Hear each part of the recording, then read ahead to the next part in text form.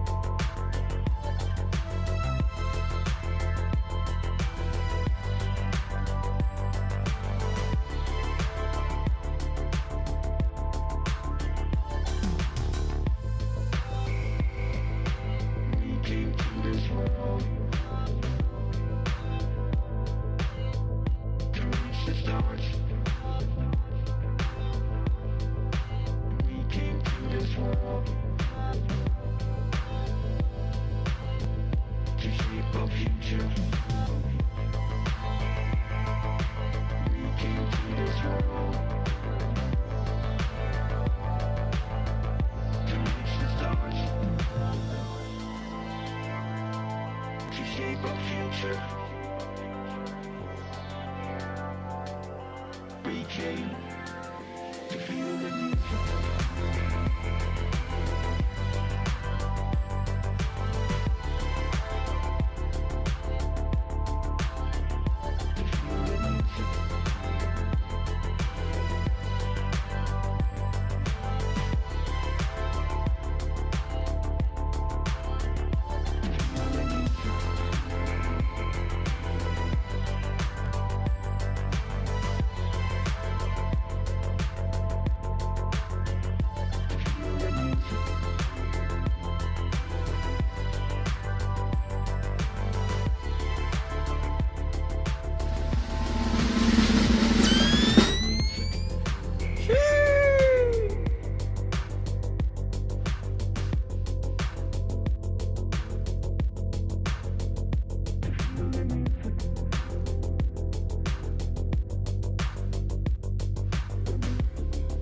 UAV online. UAV online. Good morning, everyone. You're watching TBPN. Tuesday, November 11th, 2025. We are live from the TBPN Ultradome, the Temple of Technology, the Fortress of Finance, the Capital of Capital, Ramp.com. Time is money, save both. Easy use corporate cards, bill pay, accounting, a whole lot more, all in one place. That is right. Okay. More Where do you wanna importantly start? than Ramp, Yeah. today's Veterans Day. It is. It is a holiday. Yes.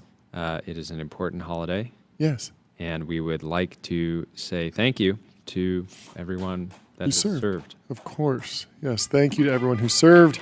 Thank you to everyone. Missed opportunity to get the Secretary General back on the show. Yes, yes. Could've I'm done sure that, there are but big events happening in D.C. and all over the armed forces community. We inadvertently did some Defense Tech Day yesterday with Neros and Anduril. That was fun, taking a little tour of both of those companies. And Defense Tech seems to be just cooking, like just on a Steady path. state. Yes, steady state, and I don't know, just much less froth, much less calls for is this the top of defense tech? It's more just like Possible we already passed the top. of defense tech. Yeah. What do you mean? I mean, there had been some rounds maybe earlier this year that felt a little bit frothy. Oh, okay. But like the nearest round yesterday, like feels like they're probably the best or one of the best teams that's focused on this problem. DJI can make tens of millions of drones a year. Yeah. We cannot. Yeah. Somebody, ideally, multiple companies will work on that problem. And so it feels like just a fair bet in the context of our national security. Totally, yeah. I mean, we certainly haven't seen, there's just like way fewer top signals in defense tech right now, it feels like. Like there's no like, crazy SPAC going out that's like frothy memes, around this stuff. It's just a lot, it's still like a long way to deliver all the value there and really scale those companies. But overall, I think like a lot of support. I was kind of joking with Soren, like, what's it like working in like a non-controversial industry? And you were like doing a double take. But it is like a less controversial industry, in my opinion, than AI right now. In terms of... Than chatbots. Just in terms of like in tech, AI is controversial because of the adult content and the IP rights and the leverage and the debt and all that stuff. And then outside of tech, you have energy prices and politicization. Is the AI woke, or is it too right wing or left wing? Is it going to be used to manipulate the election? Like, I think if you actually went like just random person on the street, like, poll of popularity, like Palmer Luckey, who's for a long time been like a contrarian, a controversial figure, right?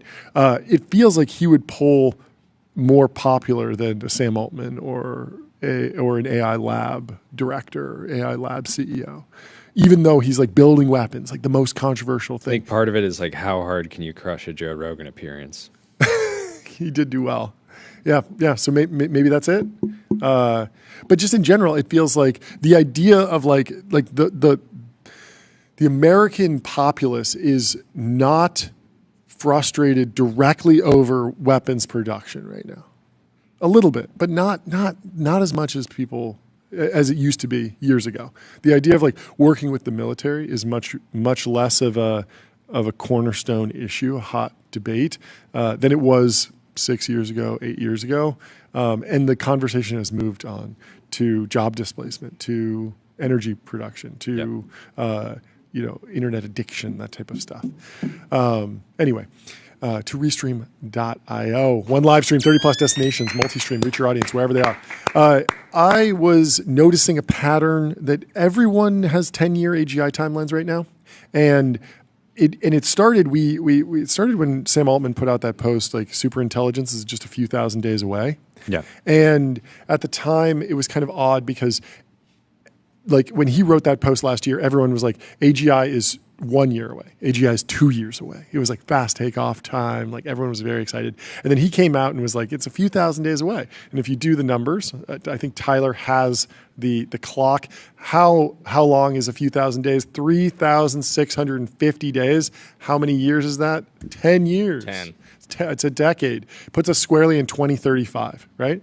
And so Sam came out and, and he was kind of in his blog post of the superintelligence age talking about, maybe we're a decade away. Then Andre Karpathy goes on Dwarkesh just a couple weeks ago, says AGI is a decade away.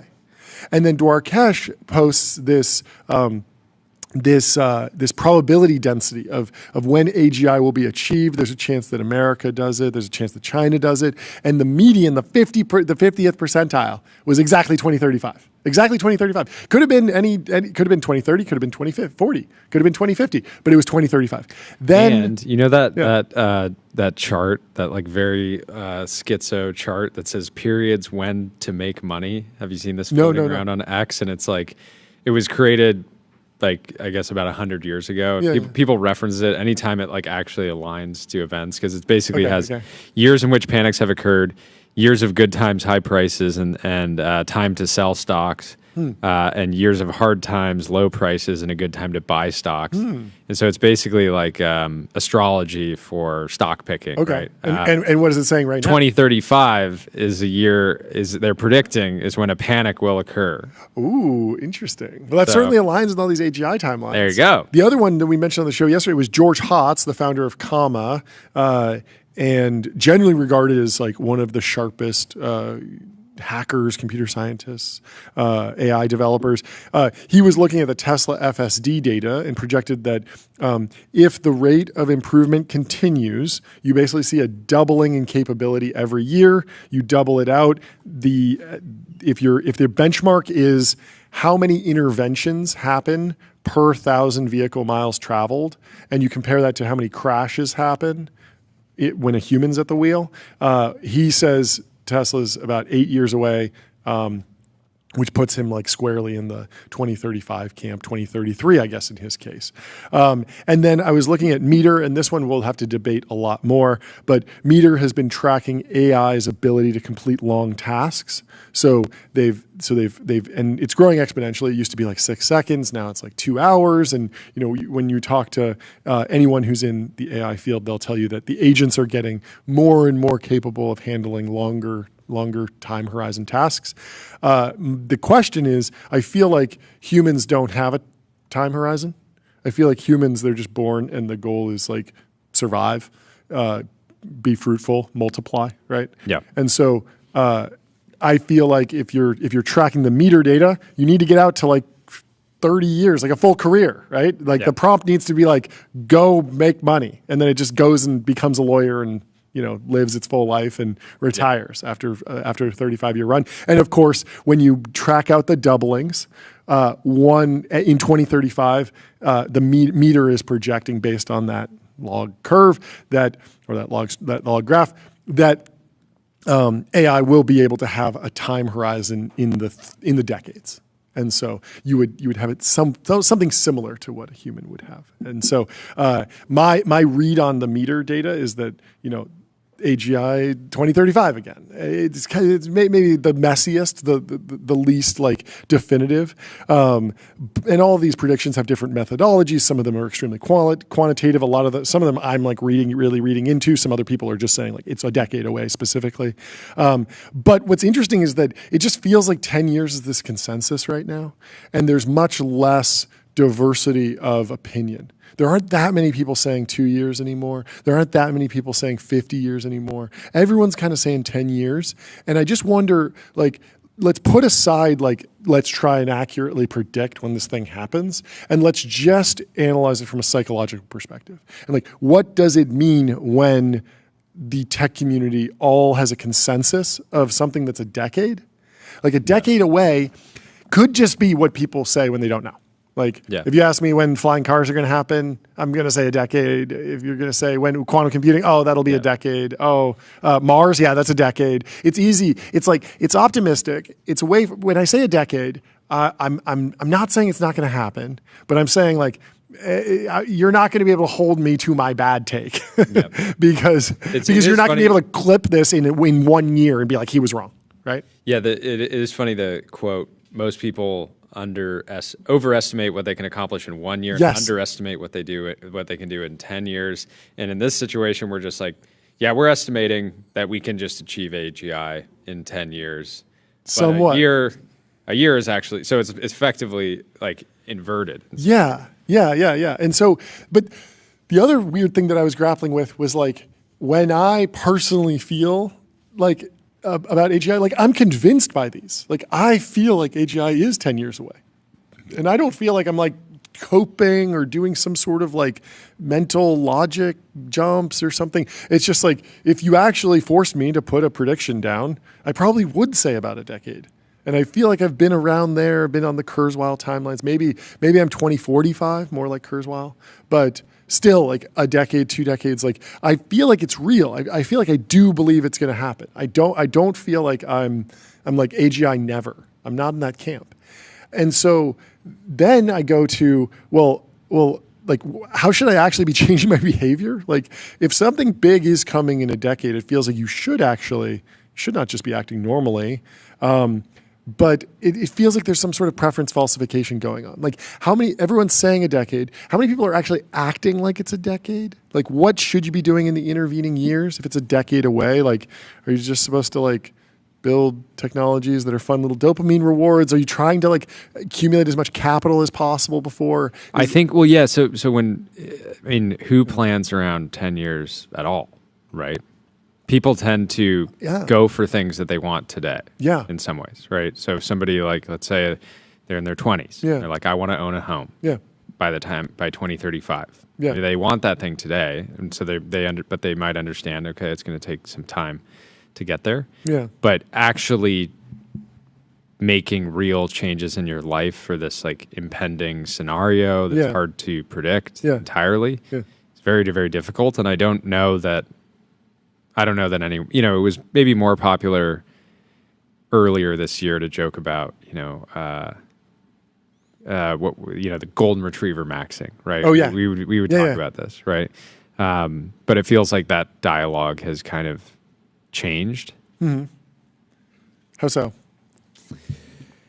Part of it goes back to the other like enduring meme. You have 1 year to escape the permanent underclass, and then everyone woke up and like a few months ago and said, okay, maybe we actually have like a decade longer, at least a decade. Now everyone's still just focused on escape, whatever that means, whatever their number is. Yeah, it's an odd time. I'm going to tell you about Privy, and then we'll get Tyler's reaction. Wallet infrastructure for every bank. Privy makes it easy to build on crypto rails, securely spin up white label wallets, sign transactions, integrate on-chain infrastructure, all through one simple API. Tyler, what do you think about my take? What do you think? What do you agree with? What do you disagree with? I think it's definitely interesting that people seem to kind of align around this 10-year thing. I think there's also some sort of bias, right? If you think AI is coming in 3 years, you're probably not just going to be like writing blogs. Like maybe you're going to start a macro hedge fund. Maybe you're going to go work at one of the labs to like really try to influence how it's going to happen, if it's going to happen super quick. Yeah. So I think there's some sense of that. And if you really don't believe AGI is coming at all, then like you're also probably not going to be writing blogs about AGI. You're just going to be like doing your normal job or whatever. So I think there's some like confirmation bias there. 10 years, exactly the time of a venture capital fund life cycle. Coincidence? Tyler's probably the most AGI-pilled person on the team.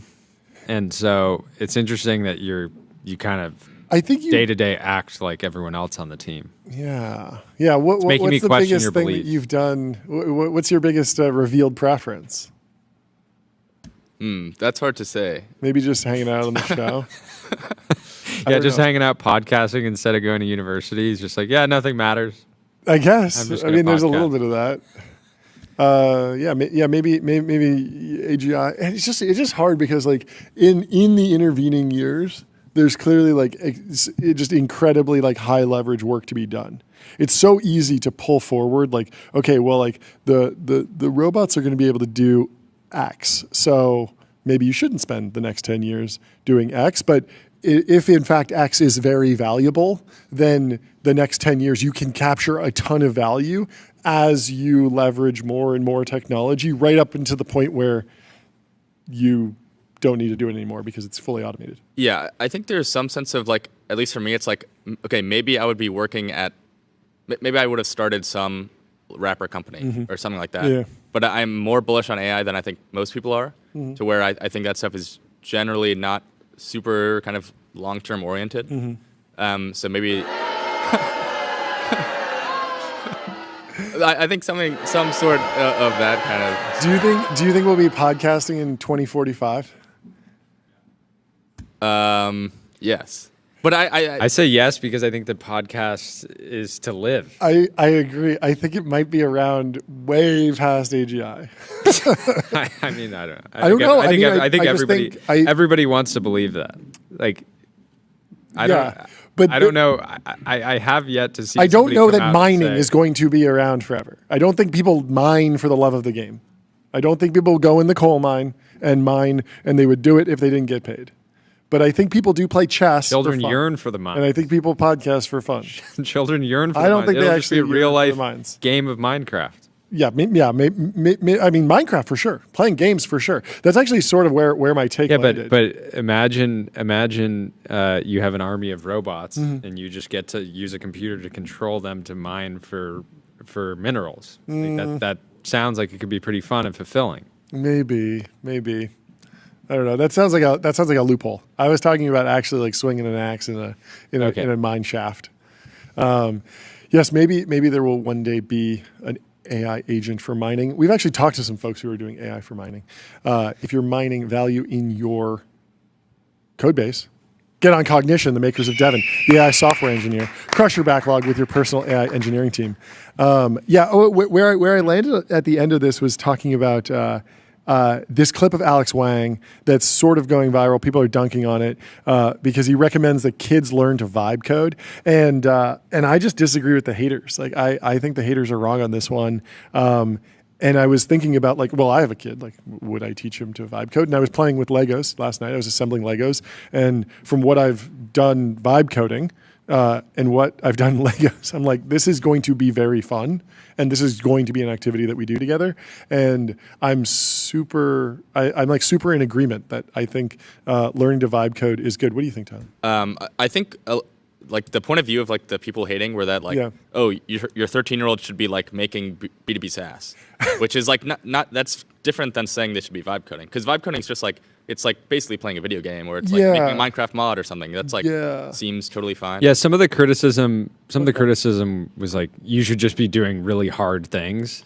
Okay. But then you have to ask is like, okay, should 13-year-olds like only be hand coding? Like if you want to get them into maybe doing engineering work, should they be doing it with a pen and like what is the alternative? Or should they just be doing math problems?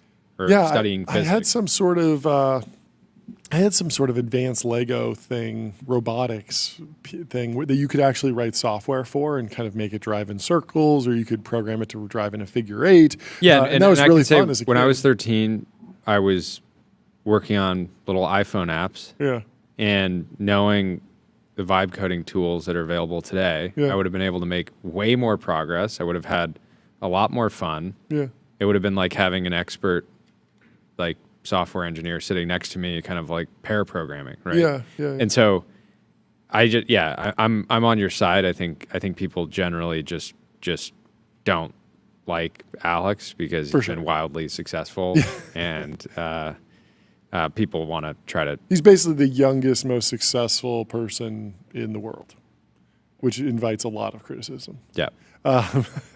And also it's tough when you build a business that it's not like, I think when Evan Spiegel blew up with Snapchat, he was very much loved because people were like, I like Snapchat. Yeah. I got a date on Snapchat. I met my girlfriend on Snapchat. Or I use it all the time. Or I use it with my friends or my boys or whatever, or like in my group chats on Snapchat. So it's very easy to be like, yeah, he's rich, but I like the thing he made.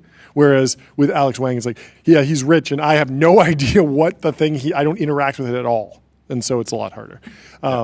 But yeah, I don't know. I feel like a generic call to action to young people to vibe code, to be entrepreneurial is good. I mean, I discovered entrepreneurship in some ways through Tim Ferriss, who had a similar sort of like the 4-hour work week was not some like deep understanding of how business and technology works. It was more just like, hey, you could set up a business and like it could be a really interesting life, and it's very different than like becoming a lawyer or becoming a doctor. Like when you're just like a blank slate kid, you're kind of offered a menu of options, which is like, do you want to become a fireman, doctor, policeman, like construction worker, and businessman, and you hear businessman, but you don't really know what that means. Businessman. And it's very different to be like accountant. A businessman is an investment banker or a consultant if you stay on the track and you're just like, I always ask for permission, right? I always go into the next thing. I always have a boss. Entrepreneurship is this like sort of vague thing that's like hidden, and it's nice when it's served up. Yeah, and there's so many different flavors of it. Yeah. So I enjoy a little serving of entrepreneurial insight. What do you think, Tyler? Fun fact. So in 5th grade, in the yearbook, they asked like what you want to be. Yeah. I put investor. Investor in 5th grade? Yeah. I don't even really know what that meant. Are you sure you didn't put capital allocator? You put investor. I think that's what I meant. Yeah. I mean, in 5th grade, they had it was like bring in a mobile, create a mobile for someone that you respect. And everyone in the class brought in like a picture of their dad. And I brought in a picture of Bill Gates because I was like, yeah, I made the computer. Like the computer's awesome. And everyone was like, what are you like doing, dude? Like stop deifying business people. I was like, I will never stop deifying business people. It's great.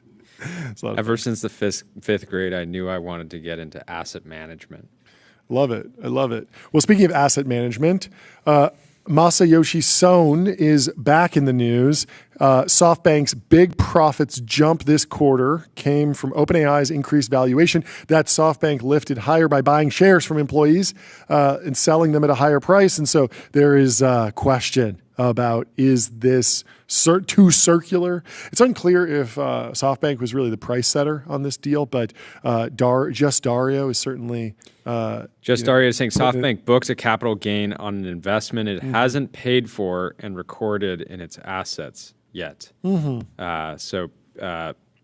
I guess the narrative here is gains on OpenAI shares by designating Vision Fund 2 to underwrite the second investment tranche at $500 billion value that SoftBank Group cannot pay and created a forward derivative contract worth $8 billion, all gains out of thin air. How is this legal? I don't know. This doesn't seem that crazy. There's a scenario where you would do this if you were a company that invested in a fund. Yes. And it's called maybe some capital, but Yes. not all of it yet. And so you can show that there's a gain, even though you haven't paid, paid in the capital yet. Yes. But I think the way in which SoftBank is doing Don't this VC firms doesn't deal with seem that all illegal, the but I think time? it's non-traditional. Sophie over on X says SoftBank is selling its NVIDIA stake to fund companies whose main expense is buying from NVIDIA. Okay. But don't VC firms run into this all the time? And there's always a question about like how they mark to market, and if you're marking to market an asset that you invested in twice, and that's why a lot of venture firms don't want to do like it's a little bit iffy to lead back-to-back rounds, but because at a certain point your LPs are going to start having questions, but it does happen. And it's not the end of the world. And as long as you get other buyers, like didn't Founders Fund do ramp back to back or something like that, right? Yeah. But then there was like a secondary transaction that came in pretty quickly, and then eventually another firm came in. And so once the other firm comes in, that mark gets a lot stronger, and then ramps actually like mark themselves to market multiple times. This is, I mean, this is, I don't know. The more important. God, I tried to slide off the camera to sneeze, and the PTZ caught me. The more important thing here is that this is not the first time Masa has exited NVIDIA. He exited in 2019 before the run-up.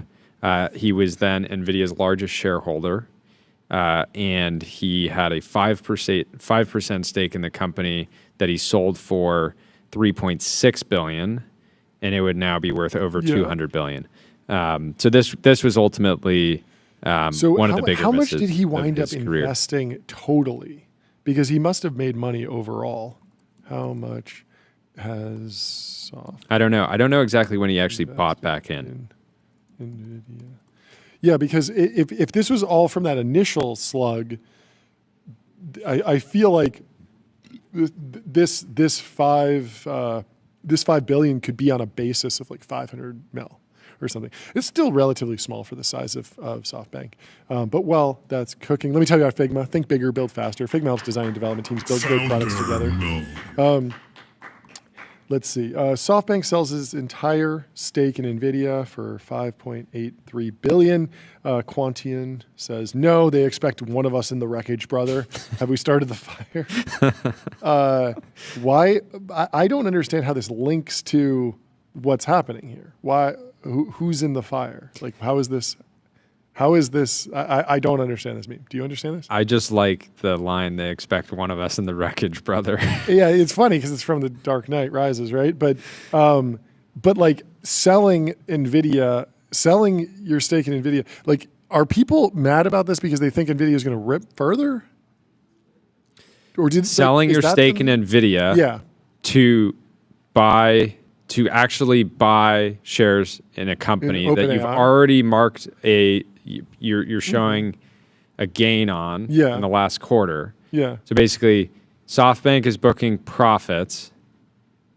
Sure. OpenAI profits. They are then selling NVIDIA shares to fund the original investment of which they've already booked the profits on. And the number one driving force behind NVIDIA's growth is OpenAI.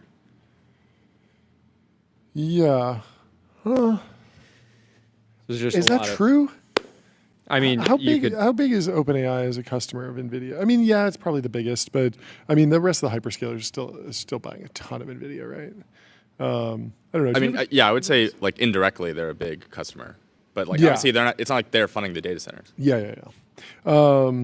Okay, so James Thorne says, today we will get the SoftBank completely sold out of NVIDIA. Fear from bears on mainstream media and Wall Street. Does anyone do objective research anymore? SoftBank initially bought its NVIDIA stake through the Vision Fund in 2017, then exited completely in January 19. They missed it. They lost patience, not the first time. And so, when did they buy this latest slug? That's the question.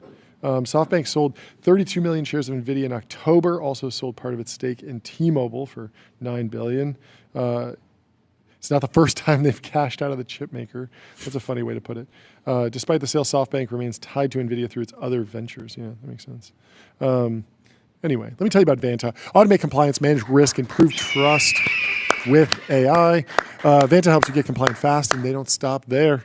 Our AI and automation powers everything from evidence collection to continuous monitoring and security reviews and vendor risk.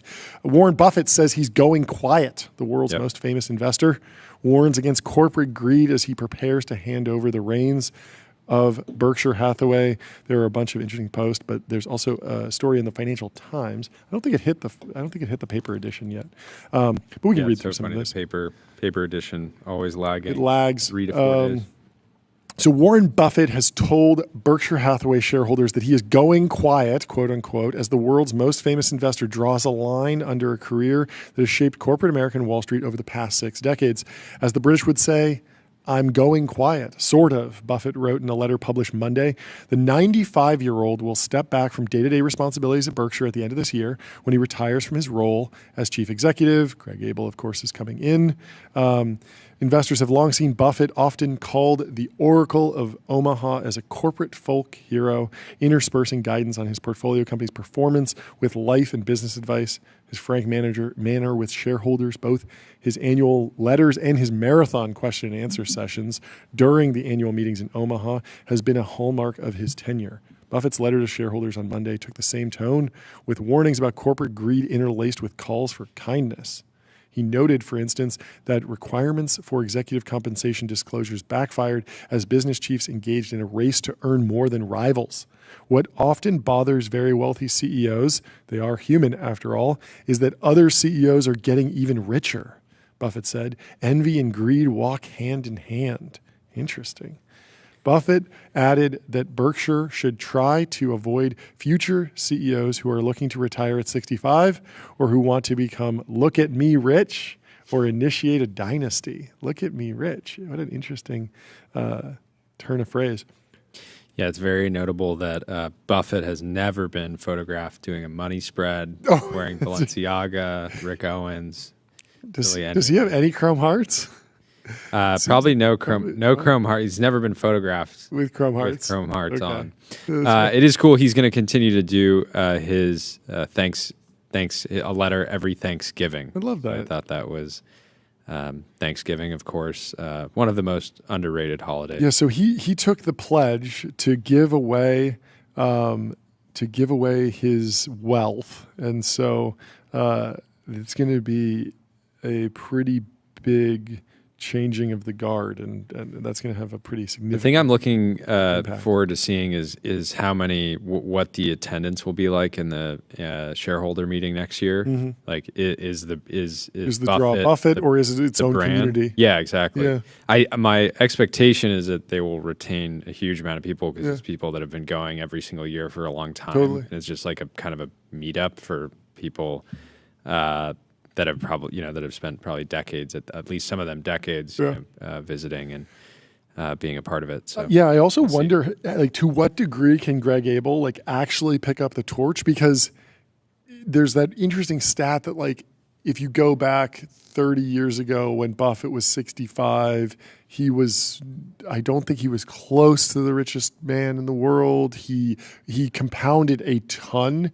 in his third 30-year run. Like, from 65 to 95, he had a particularly good run that took him from, like, pretty rich to one of the richest people in the world.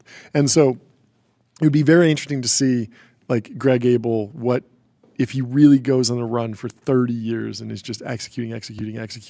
It's very rare. We just don't see that many business executives or that many, like, people broadly where that's like the highlight of the career is 65 to 95. You think It's exciting. Do you think that he can be fearful when others are greedy? They're kind of acting like it right now, right? Yeah. On half it. Like, I don't think it's quite $500 billion. I think it's more like under $400 billion of cash. But they will be getting calls, quite a lot of calls at some point, For sure. and we'll see how they play it. Yeah. Before we react to some of the reactions on the timeline, let me tell you about Graphite.dev, code review for the age of AI. Graphite helps teams on GitHub ship higher quality software faster. So Howard Anglin is taking shots at Warren Buffett. So Warren Buffett's talking about his final letter. And Howard says, Buffett has commissioned no plays, no poems, no symphonies, no operas, no ballets, funded no paintings or sculptures that will outlive him, endowed no theaters, choirs, orchestras, built no monuments, monasteries. Is this true at all? I feel like Warren Buffett has to have given away enough money to endow at least one theater. Like, how do you not just get hit up by your local theater in Omaha once and say, sure, I'll send a check? Like, I would be shocked if he's never done anything. And also, he's committed to giving away half of his wealth. So, like, some of the money is going to wind up with the opera, I imagine, just because it's going to go out and get diffused amongst all the different charity efforts. It's not going to all go into one thing. So Howard agrees with him on this. He says he's right that greatness does not come about through accumulating great amounts of money, which is what he is known for. But beyond that, it's fortune cookie level advice. It's not wrong, but that's about it. His partner Charlie Munger's contribution to architecture was to fund factory-like college dorms in which a majority of the apartments don't have windows. Was that UCSB? Where is that? Yeah. Have you been to that dorm? Yeah. Did you live there? I'm trying to figure out which. We need to pull up a photo of the Charlie Munger dorm. The Charlie Munger dorm at UCSB. It's Munger Hall. Munger dorm, UCSB. It is a wild picture. It's so funny, and it's like no. So they abandoned. They didn't do it. He made the donation. Yeah. There's some reference to it on the campus, but they abandoned the plans to build a windowless dorm. It's so sick. It's so Soviet. It's extremely Soviet. I don't know why they wanted. I thought they were fake windows and they were like TVs essentially, but they would show like outdoor scenes. It should be vertical TV windows that you can just put Sora on and just watch AI. He's like, you were complaining about the cost of housing. I gave you housing, and now you're complaining it doesn't have windows. Yeah, you give a mouse a cookie with these people. It is so funny. Apparently, it's also just so funny. Like, why are you so involved in this project? Like, I thought he was a bigger donor to Stanford first, and then also why? Like I feel like if I donate money somewhere, I'm like, okay, it's gone, and you enjoy it, and it's on you. Like, you are the one that takes care of it. To be in the weeds to the level of like deciding where the windows go is a wild move. Like, I thought you had other stuff to do. I would just be, I feel like if I was in this position, I would just be too busy. So he does have other buildings on campus. Okay. That with windows? he has a Munger residence. Okay. That do have windows. So I don't know. I mean, also like, is it safe to take the other side of this and just say that like he was about to create the greatest lock-in of all time? what if he was basically saying like college students spend very little time in their actual dorms? Yep. Because they're out and about in the world, they're studying, they're at the library, they're at events. Totally. They're really just using the dorm to sleep. Why don't we create common areas that have windows, an outdoor area that then you go in your pod? Yeah. Just go in your pod. Almost like a cave. Yeah. It's like a cave. Because UCSB, the complaint from a housing standpoint is that like everyone shares a room cave. almost all the way through. Everyone shares a room almost all 4 years. Oh, interesting. So you never move off campus. Yeah, and it's like 1 square mile that people really live. And there's super limited housing. And so I think Munger was coming at this like probably like very pragmatically. And it's like, hey, you're giving up windows, you're gonna get your pod, but in exchange you get your own private space. People call it Dormzilla and they canceled it. They call it Dormzilla. I forgot about that. Did we find a picture of Dormzilla? I mean the actual designs, I saw it for a second. It's so funny. Why can't we do a real examination of the rules that state every bedroom must have a window? This is Eric Adams floated a similar idea to Munger, calling for stripping legislation that promises each city citizen window access this past March. You don't need no window where you're sleeping. It should be dark, he said. Wow, that's actually directly in the quote. This is a direct quote. That's from Munger. This is from Eric Adams, the New York mayor. Oh, okay, I was like, that doesn't sound like it is a crazy thing. I put a picture of the floor plan in the chat, team, if you guys can pull this up. They should have called it the Munger Bug Den. 14,000 the Munger cave. I don't know. It's pretty funny. It's also just, I mean, maybe UCSB. When I think of UCSB, I think of like, it's this beautiful, like so just amazing, like near the beach, beautiful sunlight. Like you definitely don't want to be in a cave. Like it's like, I feel like I kind of get the Soviet cave, the Soviet, like the Soviet bloc era, like, big buildings. Cause it's like, you don't want to go. Dormzilla is so good. I love it. It was like, this is what I need to do. It's just like, also, just like, can't you just give like a little bit more money and get the windows? Like windows aren't that expensive, right? It's such a wild thing. Anyway, it's so funny. So, I don't know. Tyler, did you figure out if Buffett has ever commissioned one play, poem, symphony, opera, ballet, painting, sculpture, theater, choir, orchestra, monument, home, museum, church, monastery, chantry? Yeah, so just to UCSB, to give him credit, he has the Charles Munger Physics Residence. Okay. Which is a beautiful, stunning building. With windows. With many windows. There we go. And so, he decided to window max on this one. So. Yeah, he's taking a barbell strategy. Some of the buildings have lots of windows. But obviously that's Munger. That's Munger. Yeah, this is Buffett. So, what did we learn about Buffett? Yeah, so I think basically all of his donations, he does do a lot of donations, but they're basically, he just gives stock to people. Okay. So he's never like saying, I want this museum to be built in this way or anything. He just gives it to a endowment or institution or some charity. Yes. Then they like do what they want. And is that with because he wants them to like kind of try to 10x it and 10x it again? Yeah, he wants bag holders. But like I don't think he has very strong opinions on like should kids have windows. But can you find an example of when he gave stock to an organization? Because if that organization went and commissioned an opera, I'm putting this in the truth zone, and I'm thinking that he did in fact. The Munger Research Center in Pasadena does have many windows. Credit where it's due. Thank you, Taylor. You can't commit to the Munger Cave, then you are really committed to delivering. He's given a lot to the Bill and Melinda Gates Foundation. Okay, that's kind of sort of a circular thing. It doesn't make any sense to me. Anyway, let's move on from Warren Buffett. Let me tell you about Julius, the AI data analyst. Connect your data, ask questions in plain English, and get insights in seconds. No coding required. We have a clip from Scott Bessent on, what is this, Newsweek? ABC Newsweek. So, ABC This Week. ABC This Week, okay. I'm learning. The $2,000 dividend could come in lots of forms. Let's play the clip. It could. The $2,000 dividend could come in lots of forms, in lots of ways, George. It could be just the tax decreases that we are seeing on the president's agenda. No tax on tips, no tax on overtime, no tax on Social Security, deductibility of auto loans. So, those are substantial deductions that, are being financed in the tax bill. Tyler, do you feel like this how is that going to help the day trading community? Yeah, I was planning on doing rampant speculation with this $2,000. What am I going to do now? Yeah. You're basically you've already committed the funds, right? Yeah. Yeah. I've already placed a ton of parlays. Yes.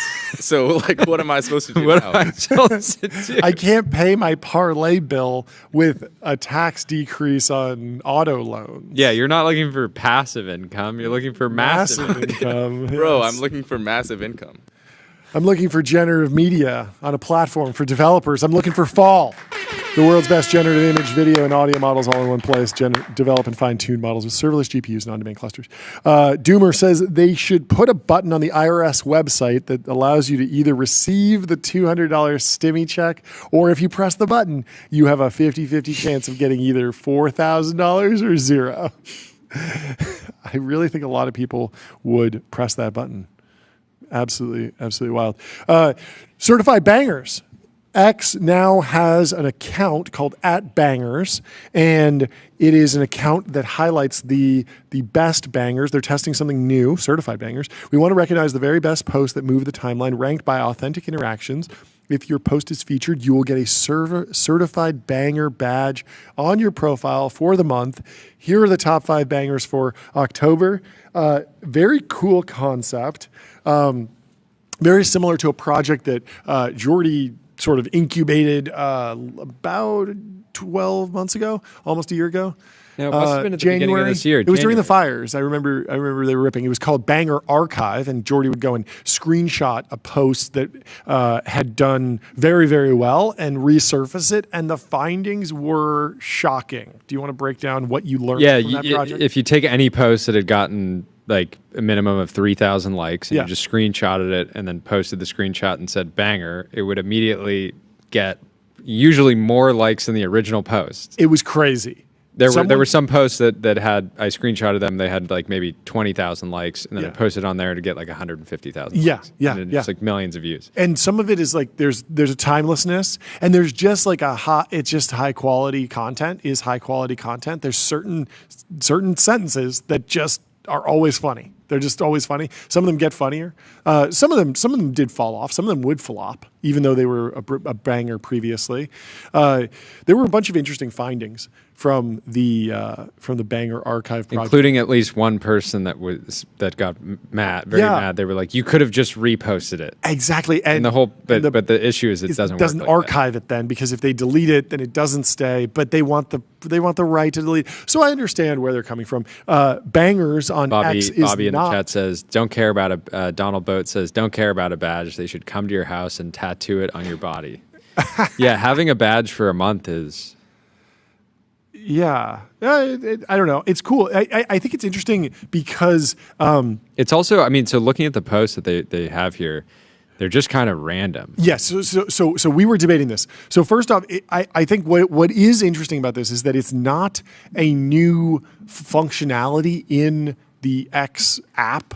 Like, there are plenty of ways to surface popular posts, mainly in the Discover page on the Explore page with the little window glass. So you search there. Before you search, you see For You, you see trending topics, you see who to follow, business news. There's a whole bunch of things that are going on. That are like, it's basically like new UI, new projects. Like, they could have created like a separate tab or something like that. They didn't do that. They just created an actual account on X that's native, and then they created an organization, and they just give you the organization tag if you post a banger, which is it's just a very interesting use of the X primitives, like the code that's already there. Like clearly, this did not require software engineering to do, which is just an interesting way to like create some new content on Zoomer says, did you guys seriously not include this banger? Oh yeah, Zoomer is going to be so upset about We honestly need to get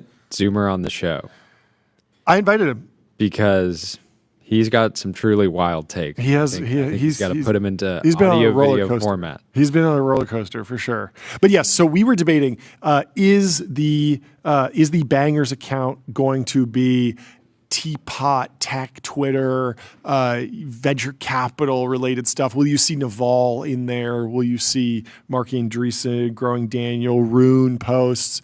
These posts that go super viral, but within tech? Or will it be more broad? Will we see something from basketball Twitter or something from all sorts of different sub communities? And it was just an interesting way to check the pulse, because I feel like we are in a little corner of X, but obviously there are folks that use X and they never interact with tech Twitter really. They're over in some other. They're talking about basketball, or they're talking about football, or they're talking about the Oscars, or they're in film Twitter, or there's so many different little sub pockets. Well, the result was that they went broad. A lot of the tech folks think it's slop, but some of these were kind of interesting. The first one that they highlight is from 0x45, and it says, "Can y'all please tell me the lore behind your profile pictures?" And it got 285 million views. So people really enjoyed quote tweeting this. It got 39. The challenge there is that in itself is not a banger. It just got a lot of reach. Yes, because people were quoting it. Like That's it has right. zero value as an individual post. It starts a conversation. It creates more content. Like it is sort of a viral seed of content in this weird way, in a way that there are special words in that post that lead it to generating more content than an average post. If you just posted like, how'd you pick your profile picture? Not a banger. Yeah. The lore, it specifically worked. And it obviously did get a lot of attention, but I agree with you that this is not something that like sparks thought, I suppose, or like laughter. I don't know. What is the lore, Tyler? What's the lore behind your profile picture? I think it was my Halloween costume. I was dressed up as Julius Caesar. No, last year. That's fine. It's just I thought that's just how you dressed back during your studies. Yeah, that's not exactly like deep lore, but okay. What's the lore behind your picture? It's just a picture of you. Wasn't it like a stock exchange or something? Yeah, there's not really deep lore, but I mean, I could tell a whole story about it. How it was at the New York Stock Exchange for the Klarna IPO, and it was also the day Charlie Kirk passed away or was assassinated, which was horrible. So there's a lot of lore there. I don't know. But it doesn't have the same like deep lore as I don't know what people expect. Jordy, do you have any lore behind your? Now I'm curious. Who had the biggest quote tweet of this? Did anyone have a really really great view post engagements quotes? No one. Yeah, I'm not seeing anything that was like wild. A lot of people did actually engage with this. Cold Healing says their profile picture is their apartment in Peoria, had a total ivy covered window that I really liked. One day in mid-spring, I took all the furniture out of my bedroom to take this photo. Huh. I mean, the criticism here, the most common criticism has been, congratulations, you brought Reddit gold to X. It does seem a little bit like gold. It is even gold colored. How a Mathematician Sees the World. I saw this going viral. I didn't realize this was this viral. 200 million views. What is this saying? Tyler, did you see this? Do you know why this went so viral? Just because is it funny specifically? Like I don't. It's just like they just drew a bunch of lines and like random math equations. Yeah, like is this actually how anyone sees? No, it was like everyone was quote tweeting it like how a podcaster sees the world. Yeah, I think people were just spinning making off their own of it version, on different ways of. So it just became a good meme template. Yeah, that makes sense. What was the other one? When your AI girlfriend was on AWS US East 1, 60 million views. That really shows you how big the the tech community is, or like the AWS ball knowers. I think this one is closer to what we would describe as like a banger. Totally. I mean, Netcap Girl, one of the first posts we reacted to on this show. Great poster, absolutely a banger. I'm shocked that 60 million people have the context to enjoy a post about AWS US East 1, but I guess it is a dominant technology that lots of people interact with, so they must know. Or maybe there's enough context to enjoy it. Well, in other news... Yes, what else? There is a JP Morgan AI CapEx report, and their Max Weinbach says this is a great way to put AI ROI into perspective. To drive a 10% return on our modeled AI investments through 2030 would require $650 billion of annual revenue in perpetuity, which equates to $34.72 a month from every current iPhone user. In perspective. Ross Hendricks says the AI math ain't math, and two ways to fix it: 20x the revenue in the next 5 years, or slash data center capex. I'll take the latter on 100-to-1 odds. So what does a capex pullback look like? There was another post here I thought was solid. Hari Raghavan says annual U.S. spend on software is $400 billion, professional services is $2.8 trillion, logistics labor is $1 trillion, healthcare admin $1 trillion, education labor $1 trillion. That's $6 trillion. Globally is probably 3x. Every market is up for grabs, all of them. If you don't get that, you aren't ready for what's coming. $650 billion is a joke. So again, I think understand the concern, but when you put it in terms of basically every iPhone user needs to spend $34 a month on Yeah, well, obviously it's AI, not directly. Yeah. No, I know, but it's like if you're using Uber and on your phone, and Uber is spending $1 per user on AI inference just for fraud detection, like that counts, right? It's like how much are you spending on cloud computing?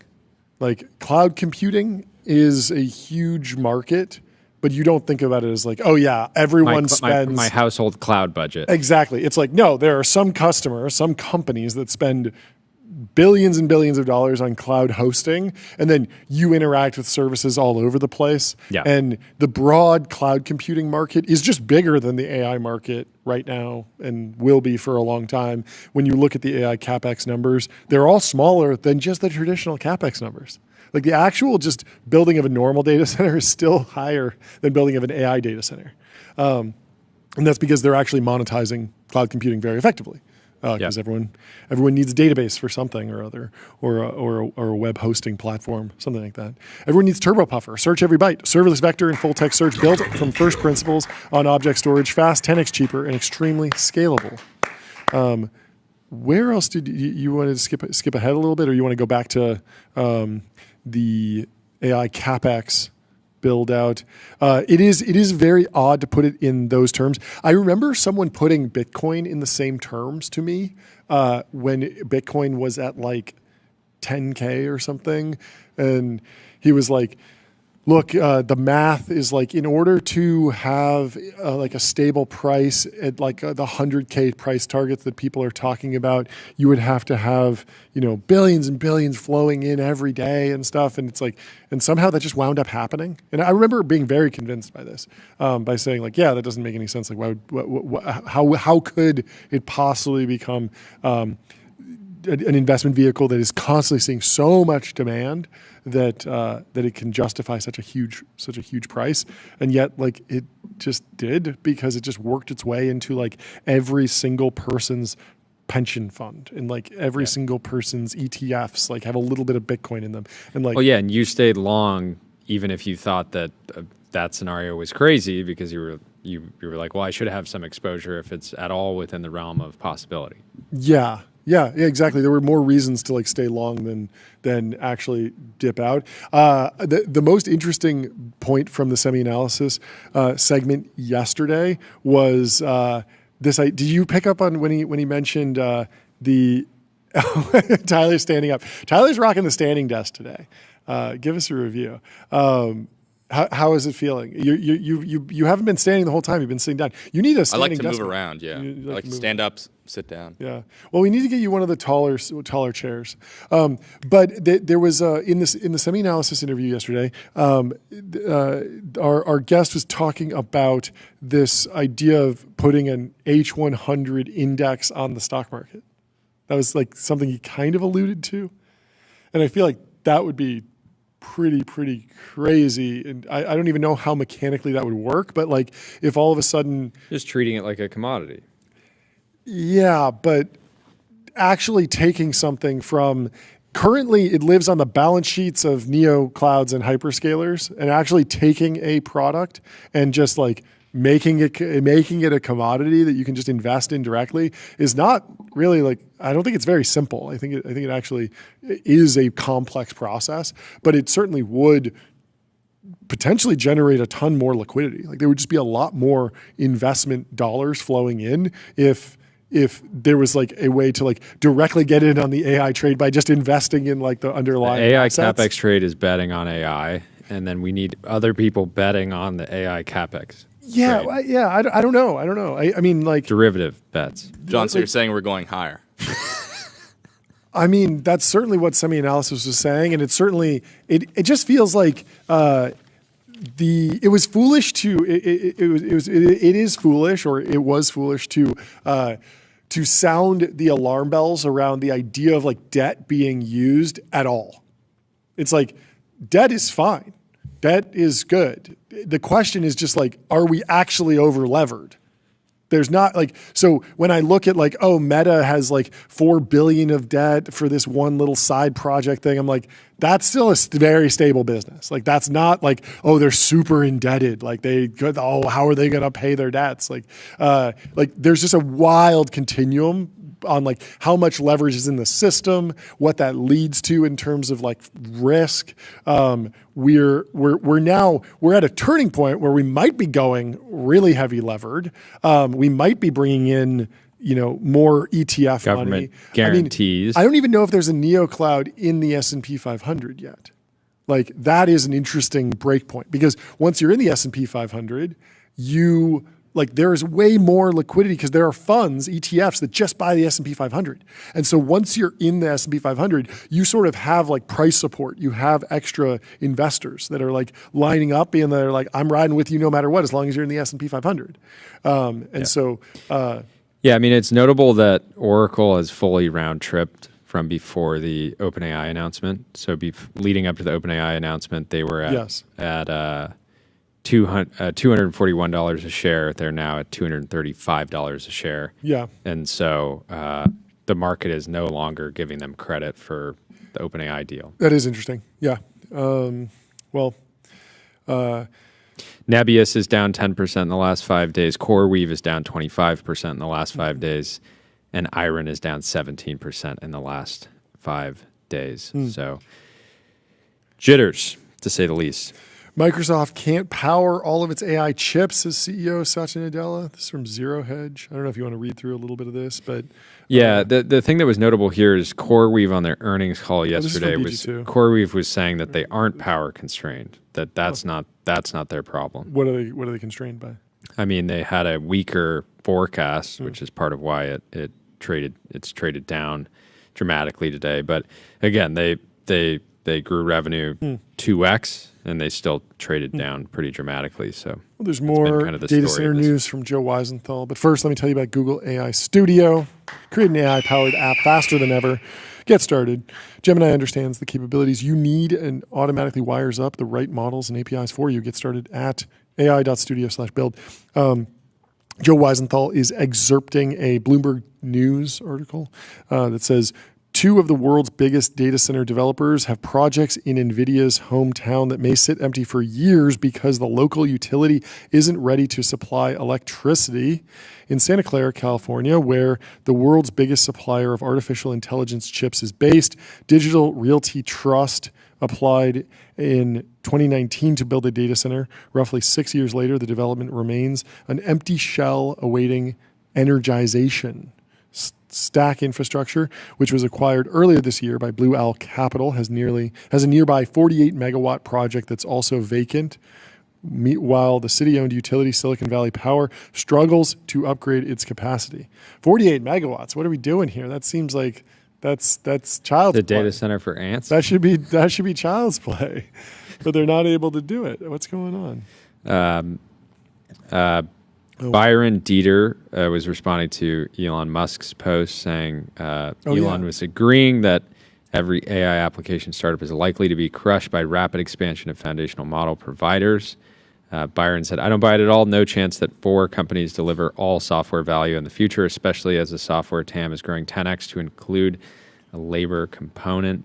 I think we'll have to see. Obviously, the labs are extremely ambitious, but I tend to side more with Byron here, that as long as the labs don't have as long as the labs are saying like you can access our best intelligence via our API, it feels like there's going to be durable competition while you have open source models, lagging but not lagging by very much at all. Yeah, my current way to think about this is that the labs are new hyperscalers, as you've put it before, which means that they will compete in a lot of different categories, and there will be matchups, and ultimately it will depend on the quality of the teams. So the way I think about like Browserbase versus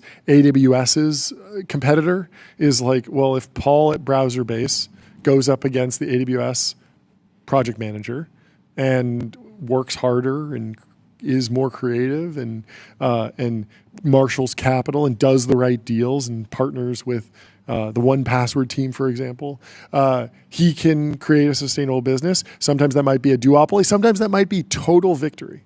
And a lot of it depends on the nature of the market that they're going after. Like, is it possible that in 5 years, OpenAI just gets completely destroyed on AI vertical video, but AI vertical video as a category wins, and that there's actually a different startup that cracks it and makes it great and grows it huge? Like, I think absolutely that's a possibility. It just matters on like there's a matchup that happens in every single category, and I don't think it's fair to say that the foundation model labs will win every category by default, or they'll lose every category by default. It's like Google happened to win in email and maps, but they lost in chat, and they lost in social networking and in RSS feeds. They won in some places, they lost in others. And that's just the nature of these competitions. It's like if there's a particular team in place at one company and then there's a startup that's better than that team, then the startup wins. If the team inside the company is better than the startup, you get Paul Buchheit at Google, and he's building Gmail. I'm sure there were a lot of email founders out there that were trying to compete with Paul Buchheit, but Paul Buchheit smoked them. And Gmail is what it is today. And so I still lean on like, who are the actual folks working on the project? Are the best people inside the organization or outside the organization? Yeah. And that's how it actually over on the App Store charts, ChatGPT is still number 1. Threads is number 2. Shout out Connor Hayes. Number 3 is Go Wish, your digital wish list. Create wishes and get inspired. Number 4 is Google Gemini. Number 5 is Sora. So Sora is sliding down the charts, but still in the top 5. We'll have to look if Fubo can overtake Sora. Fubo. That would be a win for organic media. I am a little lost. Let me tell you about Profound. Get your brand mentioned in ChatGPT. Reach millions of consumers who are using AI to discover new products and brands. Do you want to? Did you go down? Jay Boltard 1 says, "Calm down, people. Moss's son is a male. Kathy Wood. Him selling NVIDIA today means NVIDIA has plenty of upside left." It is. It is. I mean, it just comes down to he will take. He's selling NVIDIA. He's going to give that money to OpenAI, and then OpenAI is going to give it to NVIDIA. So sold. We will see. Casey Hanmer, who's coming on the show in 20 minutes, says that, remember, we could automate 99.99% of air traffic control if it wasn't deliberately being used as a government funding canary. So we will have to ask him. He had another post earlier this week. Government or a funding month ago, actually. canary or funded canary? He said funding canary. Casey The canary said, in the coal mine? What is a canary? We have to ask him about this. I saw his other post, which was interesting. I realized the Doom graphics engine running on a pregnancy test CPU could handle all of North American traffic control. I'm going to sit down for a bit. This needs to be in the bangers. Get this man the bangers tag. This is such a good There's post. an article, I was curious, there's an article here from The Verge that says digital pregnancy tests are almost as powerful as the original IBM PC. That's insane. A lot of computer to read an old-fashioned P strip. Yeah, that's what it does. You know that, right? Like when you see those digital tests, it's literally just like basically pointing a camera at a test strip and being like, did it turn blue or not, or did it turn red? No way. Yeah, no, that's how it works. So basically they make a test strip, and then it has a chemical in there, and when the person like pees on it, like the human sample interacts with the chemicals and turns a color. Yeah. And so normally you just look at it and you're like, oh, it turned the color. Like it's pink, so that means one thing, or it's blue, that means another thing. But they like to make it digital, they just point a camera at it and say like, what is it looking at? I'm pretty sure. I might be wrong. Who knows? This is probably fake news and it'll go viral on Instagram, as it always does. In other news, Jan LeCun He's out. says, see ya. He's out. He's out. He's out. From Meta. He's going to launch his own startup. Tyler, what's your reaction? I mean, this is pretty big news. I think people have kind of expected this for a while. Yeah. Basically since Alexander Wang came in, because Alexander Wang kind of, in some sense, like took over as like the chief AI person at Meta, which was Not enough room in this town for two AI not enough room for chief scientists. LeCun. Yeah. Yeah.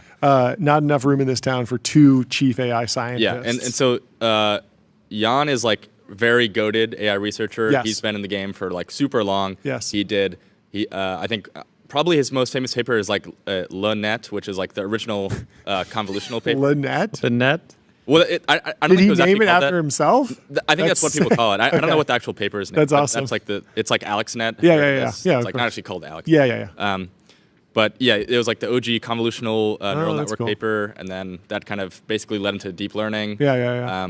And then the main thing is like today he's like very much seen as being bearish on LLMs. Sure. He doesn't think they can reason. He doesn't Yeah. think they can like do novel tasks or whatever. So he's been like very outspoken about that. I think that's maybe part of the reason why he just has like kind of a different vision from Zuck and Alexander Wang. But yeah, I mean, this is pretty big news. Do you think he will raise a private credit fund and get into data centers? I'm no longer interested in research and the science behind it all. I'm interested in finance. I'm interested in finance. I mean, he has, I forget exactly what it's called, but he has like another kind of path that he sees to AGI. He's still a professor at NYU, which I think is where he does most of his research these days. Interesting. So I think he'll probably just stay in academia. Does he have any active classes going on this semester? Because if he does, we should send you onto the campus to study. Not just from the timeline, but in the classroom, and you can do a little on the ground reporting. Taylor, he Taylor in the chat says, "Le credit." Has he credit would- taken a would formal go victory lap insanely hard. on scaling laws not holding? Because from your perspective, it's a preemptive. It would be a preemptive victory lap. Because I know Gary Marcus was sort of taking a victory lap with Richard Sutton after that Dwarkesh podcast.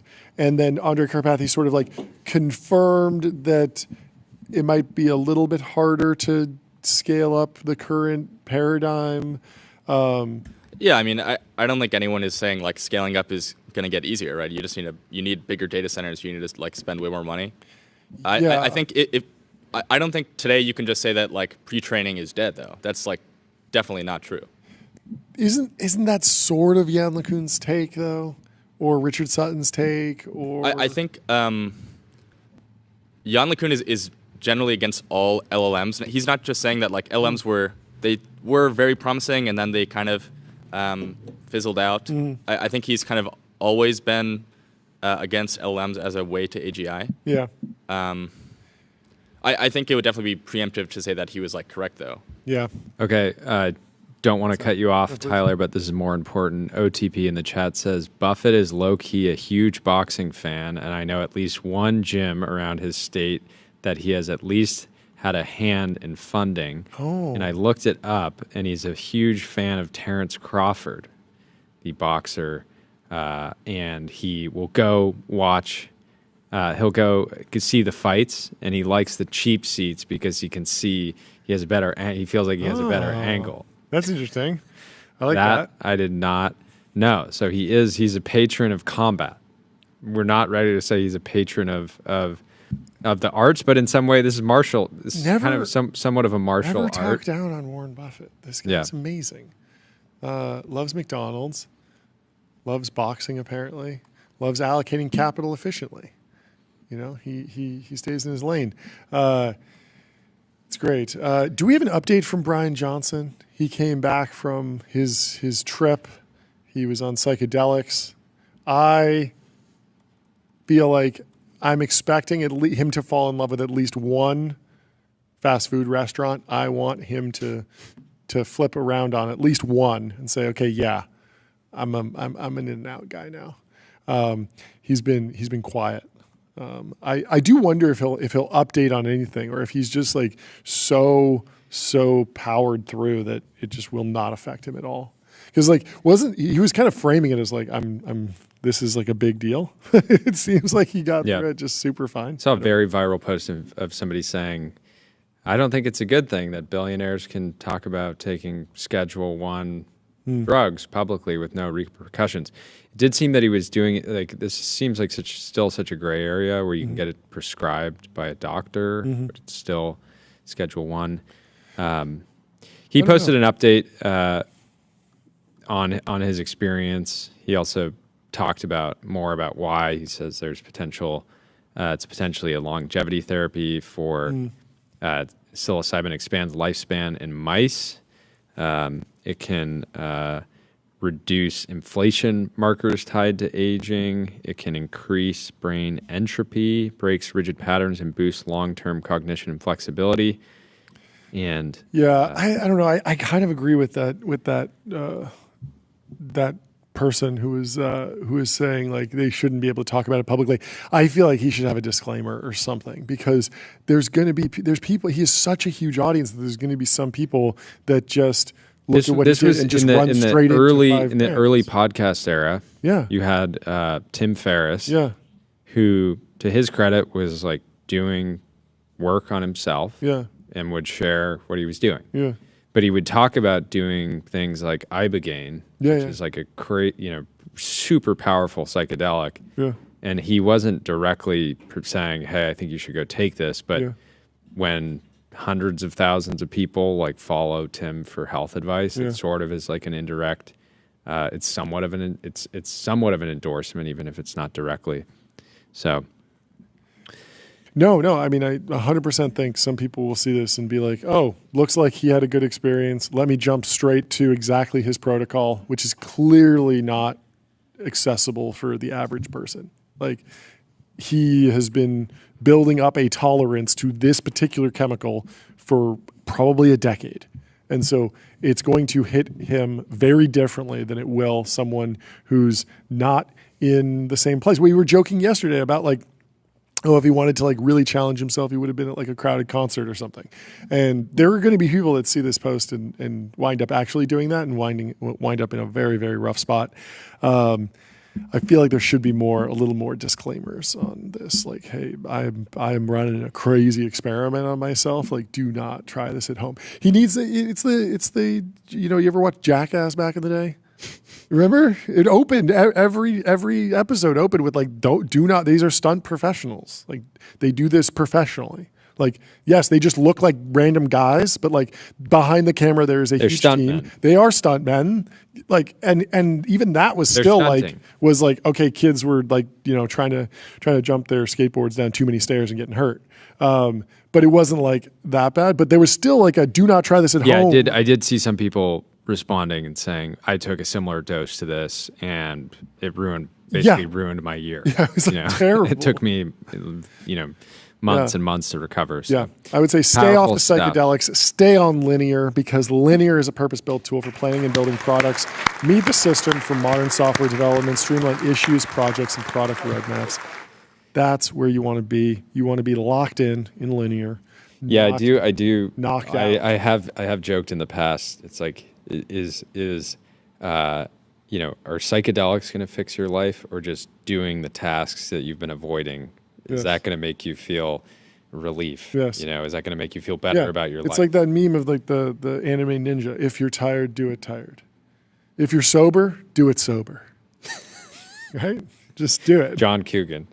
If you're sober, do it sober. Well, if you want to help make history, AngelList is launching a new product to fund the most creative, hardworking technical founders building the innovations that push humanity forward. AngelList is hiring a marketing lead to launch and scale this product. Eric over at AngelList, a friend of ours and the chief legal officer over there, says you don't need prior experience running a marketing function, but you do need to be scrappy, data-driven, and comfortable in a startup environment. You'll own marketing strategy across a variety of channels to build awareness and drive growth. I know what this product is. I'm very excited about it. But I unfortunately can't share. But if you reach out to Eric, if you DM him on X, and you're interested in the role, I'm sure he can share more. But excited for this one to come online in the next couple months. I thought this was good. Somebody found a post from Sam Altman in 2016. Oh, I didn't realize this was old. I thought he just posted this. Oh, 2016, so almost 10 years ago. Yeah, It says yeah. digital addiction is going to be one of the great mental health crises of our time. And Blade says, Unc had this thought and immediately was like, how do I profit from this? The greatest to ever do it, TBH. Hilarious. Of course, ChatGPT wouldn't launch for many, many years. Yes. But in that same, when did he write The Merge? That was like Around the 6 years same ago or time. something. But also, 2017. I don't know. To be fair, there are lots of things that you could, like, if you're trying to like layer up like the OpenAI is bad like case, like you don't start with like the product's too addictive.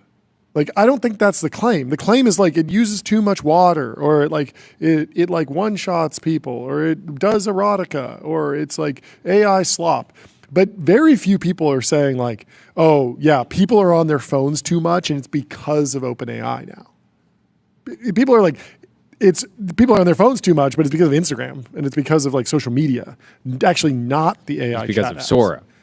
Well, I think it's a little bit too early to say that. I don't think it's that. I don't think it's working that well. Certainly, short form video. Have you ever been in like the gym or in a coffee shop and seen someone scrolling Sora like over their shoulder? No, I haven't seen it. I meant vertical video broadly. Totally.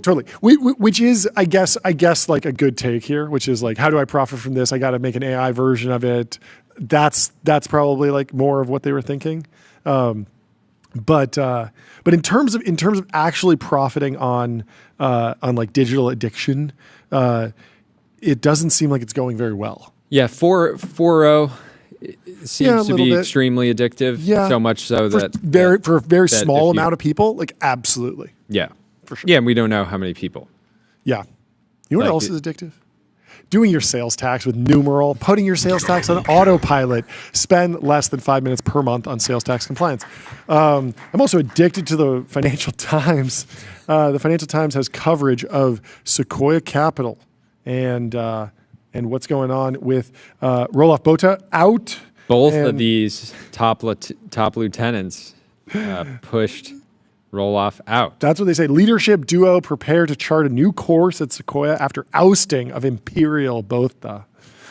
Venture capital firms, limited partners hope Grady and Lynn can boost strategy and bring super intense period to close. They want to become less intense?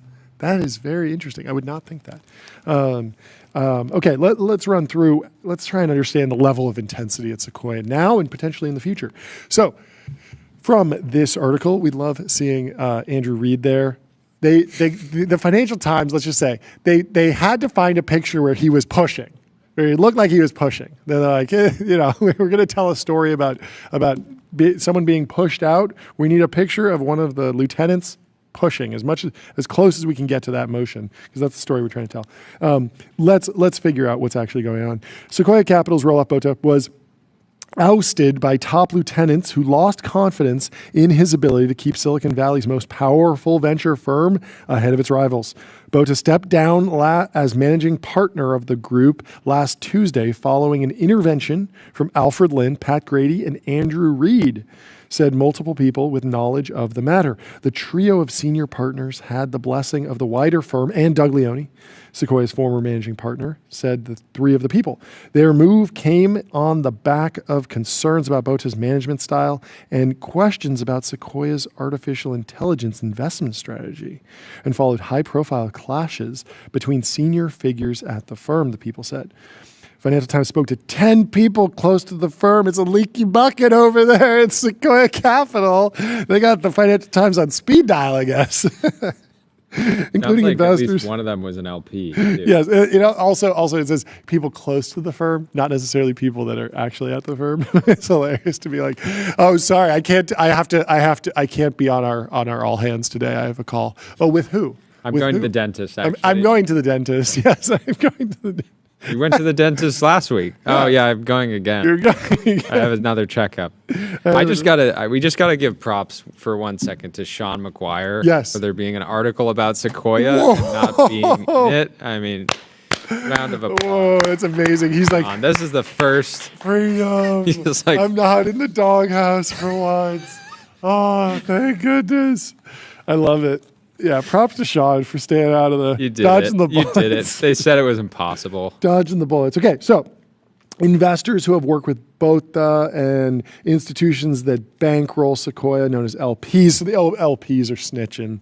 The LPs are snitching. His ousting was motivated by a belief that a new generation of leaders would better serve Sequoia's LPs, they said. So yeah, I mean, typically if there's a change in leadership, even a change in the GP structure at all, you would expect an email to go out to all the LPs. That's probably what they're leaking. But then a lot of the LPs probably got on the phone with people, and then the Financial Times got on the phone with those people, with those LPs. One of those described the removal as a revolt against Botha's imperial style of leadership, following a period of upheaval at one of Silicon Valley's most successful and enduring firms. On an IQ level, he is off the charts. Off the charts. They didn't say which way he's off the charts. Are they calling him zero IQ? Negative one? Negative one IQ? That would be terrible. No, they clearly mean he's very intelligent. He's 180, 200, 300 IQ. Who knows? But the heart of the matter is that Roelof is one of these people who always needs to be seen as the smartest guy in the room.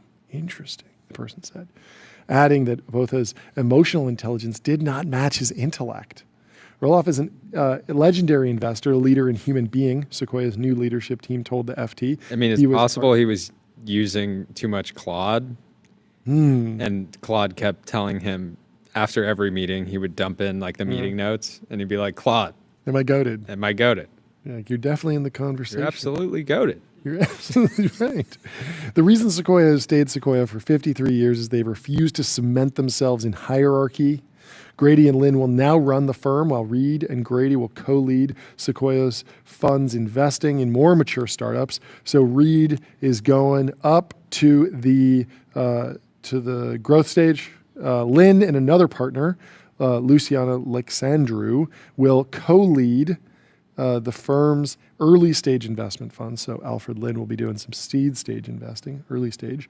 Botha, who's run its U.S. and European businesses since 2017 and took over the whole firm in 2022, will remain as an advisor. The 52-year-old grandson of Roelof Peak Botha, the last foreign secretary under South Africa's apartheid regime, and later a member of Nelson Mandela's first government, was hired by PayPal to PayPal by Elon Musk early in his career. He's led investments in Instagram, YouTube, MongoDB. Sequoia has returned more than $50 billion to its U.S. and European investors. Despite those successes, partners decided to lend, who has backed Airbnb, DoorDash, and OpenAI, and Grady, who's behind investments in Snowflake, Zoom, and ServiceNow, were better placed to lead Sequoia. Under both the Sequoia has taken a more cautious approach to AI investment than some rivals. It invested a little more than $20 million in OpenAI in 2021 when the ChatGPT maker was valued at about $20 billion and has boosted that stake in subsequent rounds. When OpenAI raised funds at a $260 billion valuation, Sequoia offered to invest $1 billion, but ultimately was given a stake a fraction of that. Ooh. So they didn't get their $1 billion position, which still would have been less than 1%. Sequoia also holds a stake in Musk's xAI, but is focused on early investments in AI application companies such as Harvey, Sierra, and Glean, an approach also advocated by Grady. This is very interesting. Well, we have our first guest of the show, Casey Handmer, in the Restream waiting room. Welcome to the show, Casey. How you doing? Happy Veterans Day. Thank you. It's good to be here. Great to be here. Is this a real background? What's going on here? I mean, it's a real photograph. It's a real photograph. What is it a photograph of? Sorry, there's a weird lag there. That's a photograph of some sample containers made last year of pipeline-grade synthetic natural gas made in America, fossil carbon-free, 100%. Yeah. Give us the update on Terraform. How's it going? What's the latest? Oh, Terraform's going great. Yeah, thanks. We're at 23 strong now, and nice. We're like literally putting the finishing touches on our first full-scale synthetic fuel system. So this is a machine that takes in sunlight and air and produces pipeline-grade natural gas. Mm-hmm. Also kicked off work on a methanol process, which is kind of the other half, or the flip side of the coin.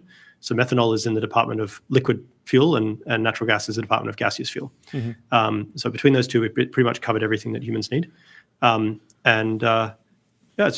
It's kind of a fairly mind-boggling thing to think that, in 100 years, in 1,000 years, in 10,000 years, humans who need hydrocarbons for any purpose, whether that's flying rockets or jets or making paints and fertilizers or pigments or medicines or whatever, will do so using a solar synthetic process, and that we're building the first one.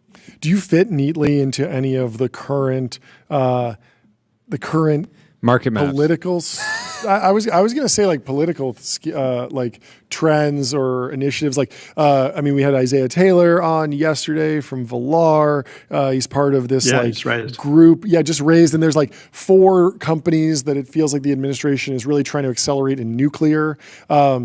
It feels like solar, Elon's a solar maxi. There's tons of energy around solar generally. But are there specific programs or milestones that are, or just conversations that are happening on Capitol Hill that you're like kind of drafting off of? I mean, the genesis of Terraform, which actually 4 years ago yesterday, was basically a very suggestive spreadsheet.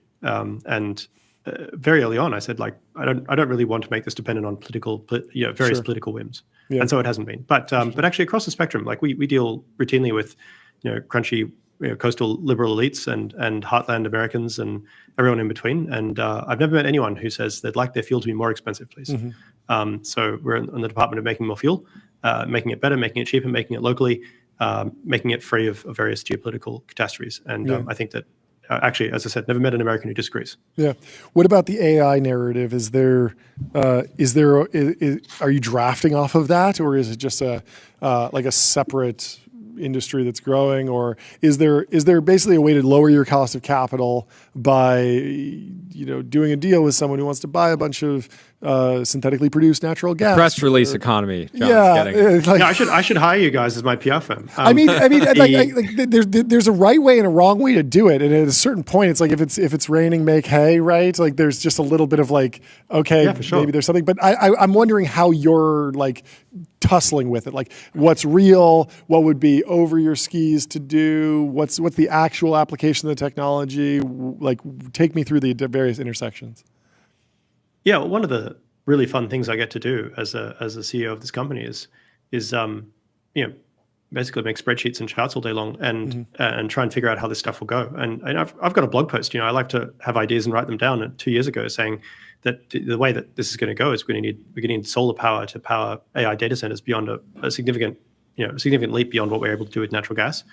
And people have paid attention to that. And we've had significant inbound interest from most of the major players at this point, saying, "Hey, can you help us figure out how to do solar plus battery, mostly or completely off-grid AI training data centers and inference data centers?" And we say, "Sure, happy to help." And we've done quite well by that. It's actually a very, very strong market signal that maybe I'm in the wrong job and I should be a energy system design consultant rather than a CEO. But tough luck to my stars. I am determined to figure out how to build a hardware company and manufacture stuff, because you can never have enough factories. You can always have another factory. More factories is more better. More factories. As far as natural gas goes, I think that the primary constraint that the AI hyperscalers are seeing right now is in the department of methane destruction. That is to say that the turbines that produce power, as opposed to the department of methane creation, which is us and then every driller between here and maybe Charlotte or something like that. The United States at this point, at least, is once again the great beneficiary of God's bounty when it comes to synthetic fuel. When it comes to fuel in general, actually, synthetic fuel is a work in progress. Yeah. Break down.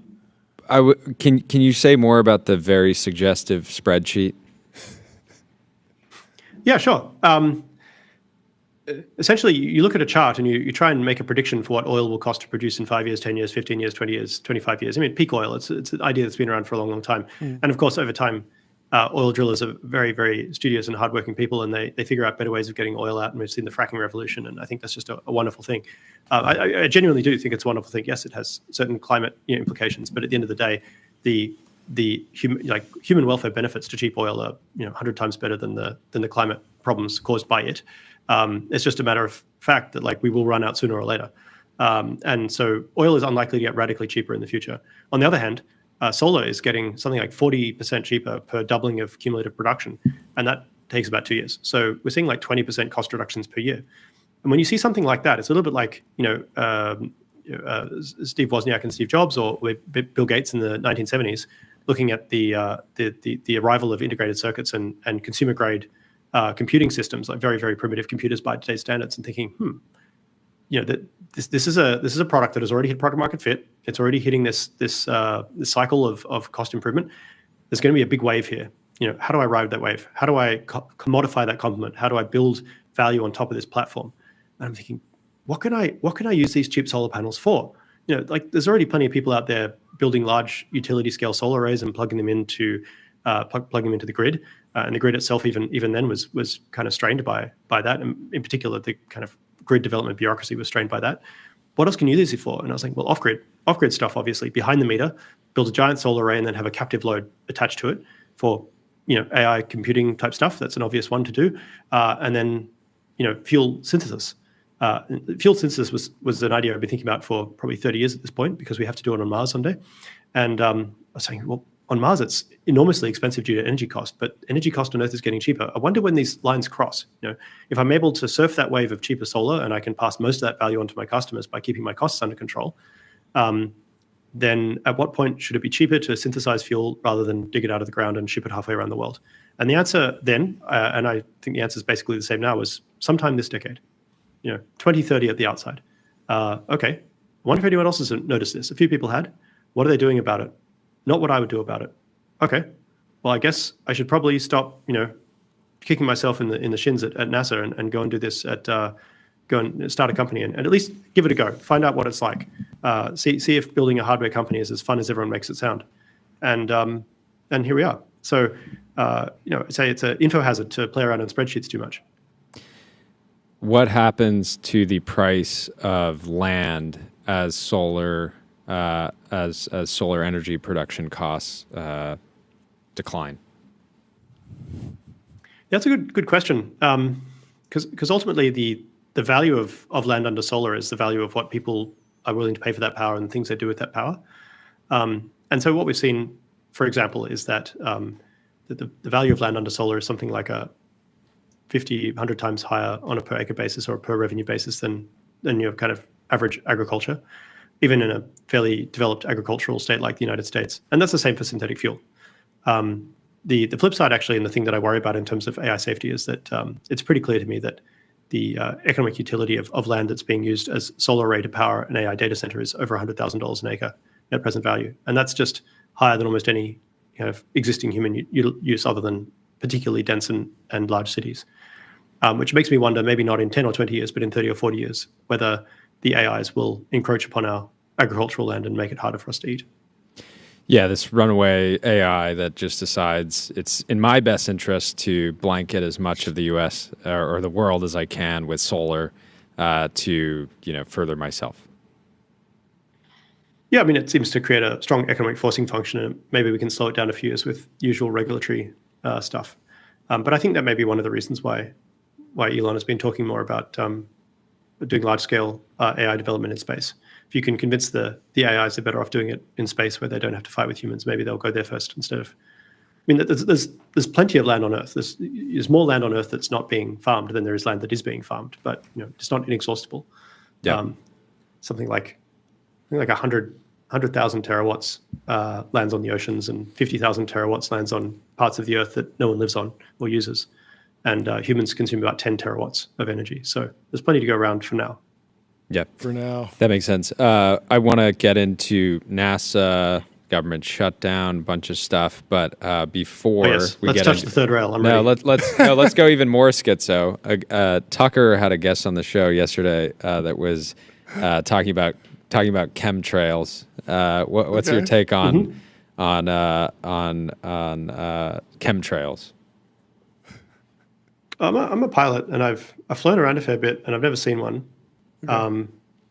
I think that playing around in kerosene is not very good for you. And we do see like health impacts from people who live too close to freeways and things like that. There are definite health impacts from burning the longer chain hydrocarbons. As far as chemtrails go, I must confess I'm not as deeply familiar with various conspiracy theories like that. Yeah, although I do think that NASA's been covering up life on Mars, so we'll see about that. Covering up life on Mars? Yeah, before we talk about life on Mars, the chemtrails thing is funny because you have to believe that tens of thousands of people are coordinating to do this large scale operation. Oh, yeah, not one of them has ever come out and said, "Hey, here's evidence that this massive operation is happening without."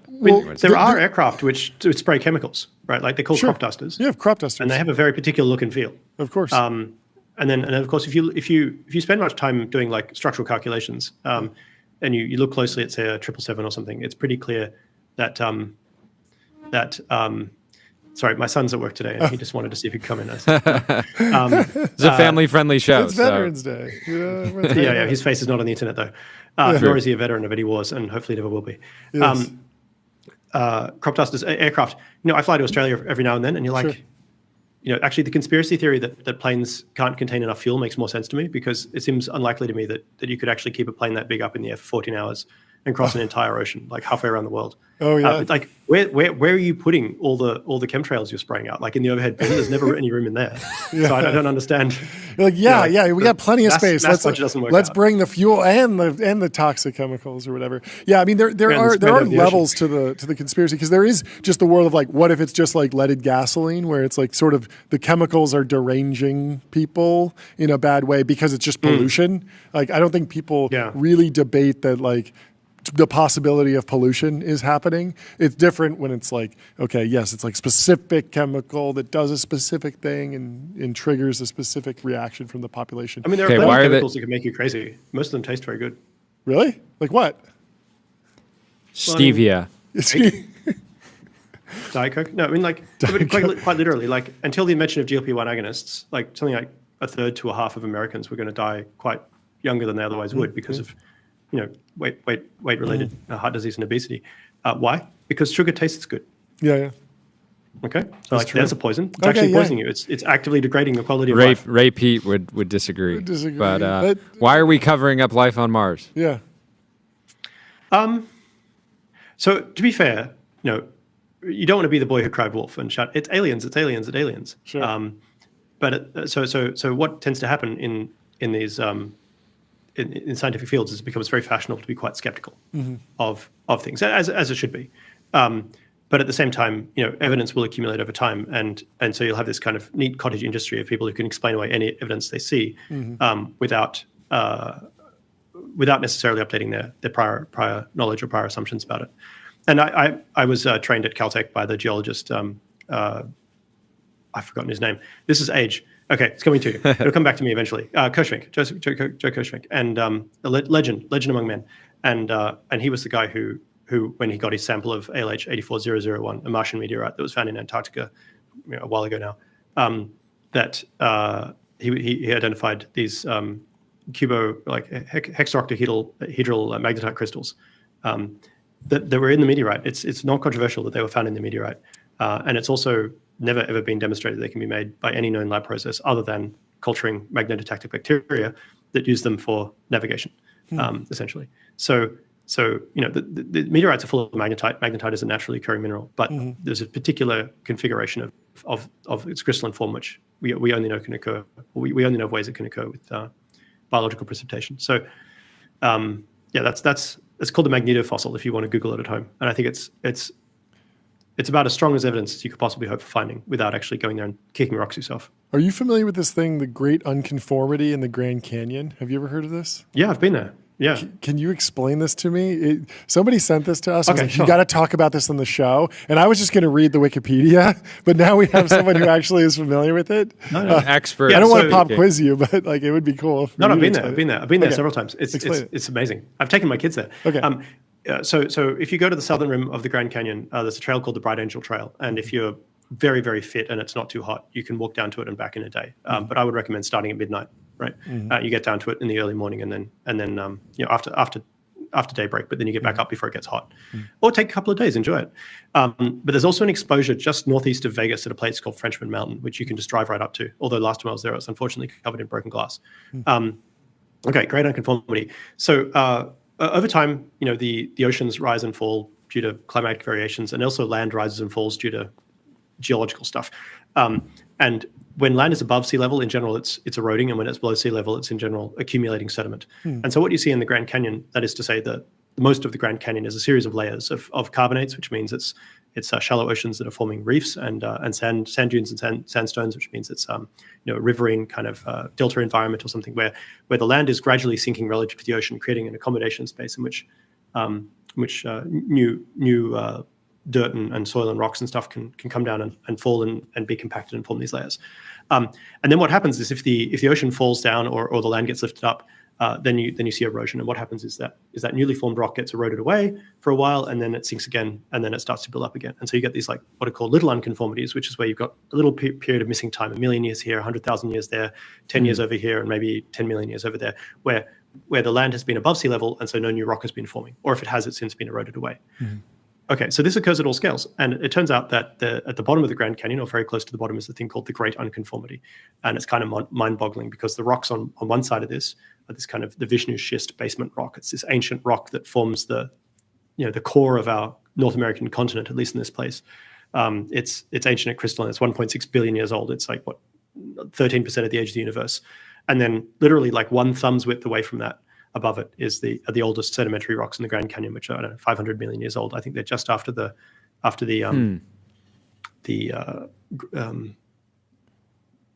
Cambrian explosion. Okay, this is stretching my memory. It's a long time ago now. Yeah. 535 million years ago, and it's just kind of crazy. So what happened in there? It's a missing billion years. Yeah, it's a missing billion years, and so in that time, rock formed. Right. Sure. And probably entire mountain ranges formed. It takes 100 million years to form a mountain range and then erode it away to nothing. Sure. Right. So the Appalachian Trail, the Appalachian Mountains were a mountain range taller than the Himalayas 130 million years ago, pretty much eroded away to nothing. So you could form and destroy a mountain range the size of the Appalachian Mountains in that time. 8, 9, 10 times in that time. Entire continents form and sink. Entire supercontinents form and sink. Probably not dinosaurs back then, as far as we know. But there was definitely lots of life in the oceans and some plants and stuff on land and some insects and things. Actually, insects I think came later. Look, don't quote me on this. Check Wikipedia. Yeah. Ask Grok. Grokopedia. Okay. But it's all gone. It's all gone. It's all gone. At least, and when you look at one of those geological timescales, you see a lot of recent rocks and not so much detail in the older rocks. And that's just because as you go back in time, you get exponential destruction of the geological record. There is actually a corner of the Eastern Grand Canyon where what's called the Grand Canyon Supergroup, which is a a series of layers that's inclined like this kind of pokes up. And that's the only place on Earth that we have rocks from that age. That's kind of an intermediate age rock.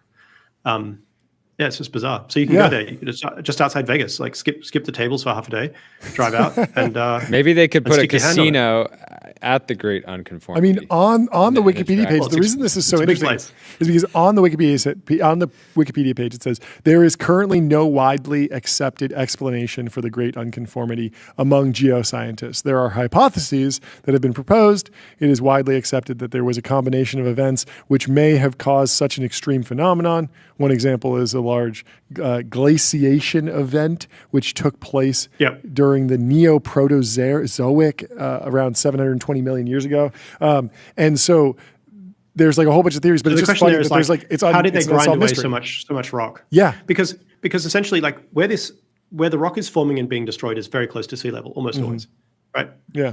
And so at some point, the rock that is on the underside of the Great Unconformity had to have been lifted up near sea level, and then it has to have sunk down a mile or two to form all the rocks above it, right? And now it's been lifted up again above sea level because the bottom of the Grand Canyon, the Colorado River, is obviously above sea level. Otherwise, it wouldn't flow to the ocean. So it's kind of crazy that this goes up and down. Yeah, I mean that's geology for you. There's still work to be done.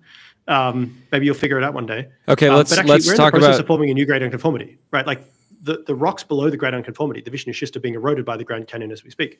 So if the Grand Canyon ever fills in and starts to build rocks again in the future, the Great Unconformity will be below where it is now in that part of the world. Yeah. Okay, well let's talk about something we can all agree on, which is 3i Atlas. What's going on with that? What?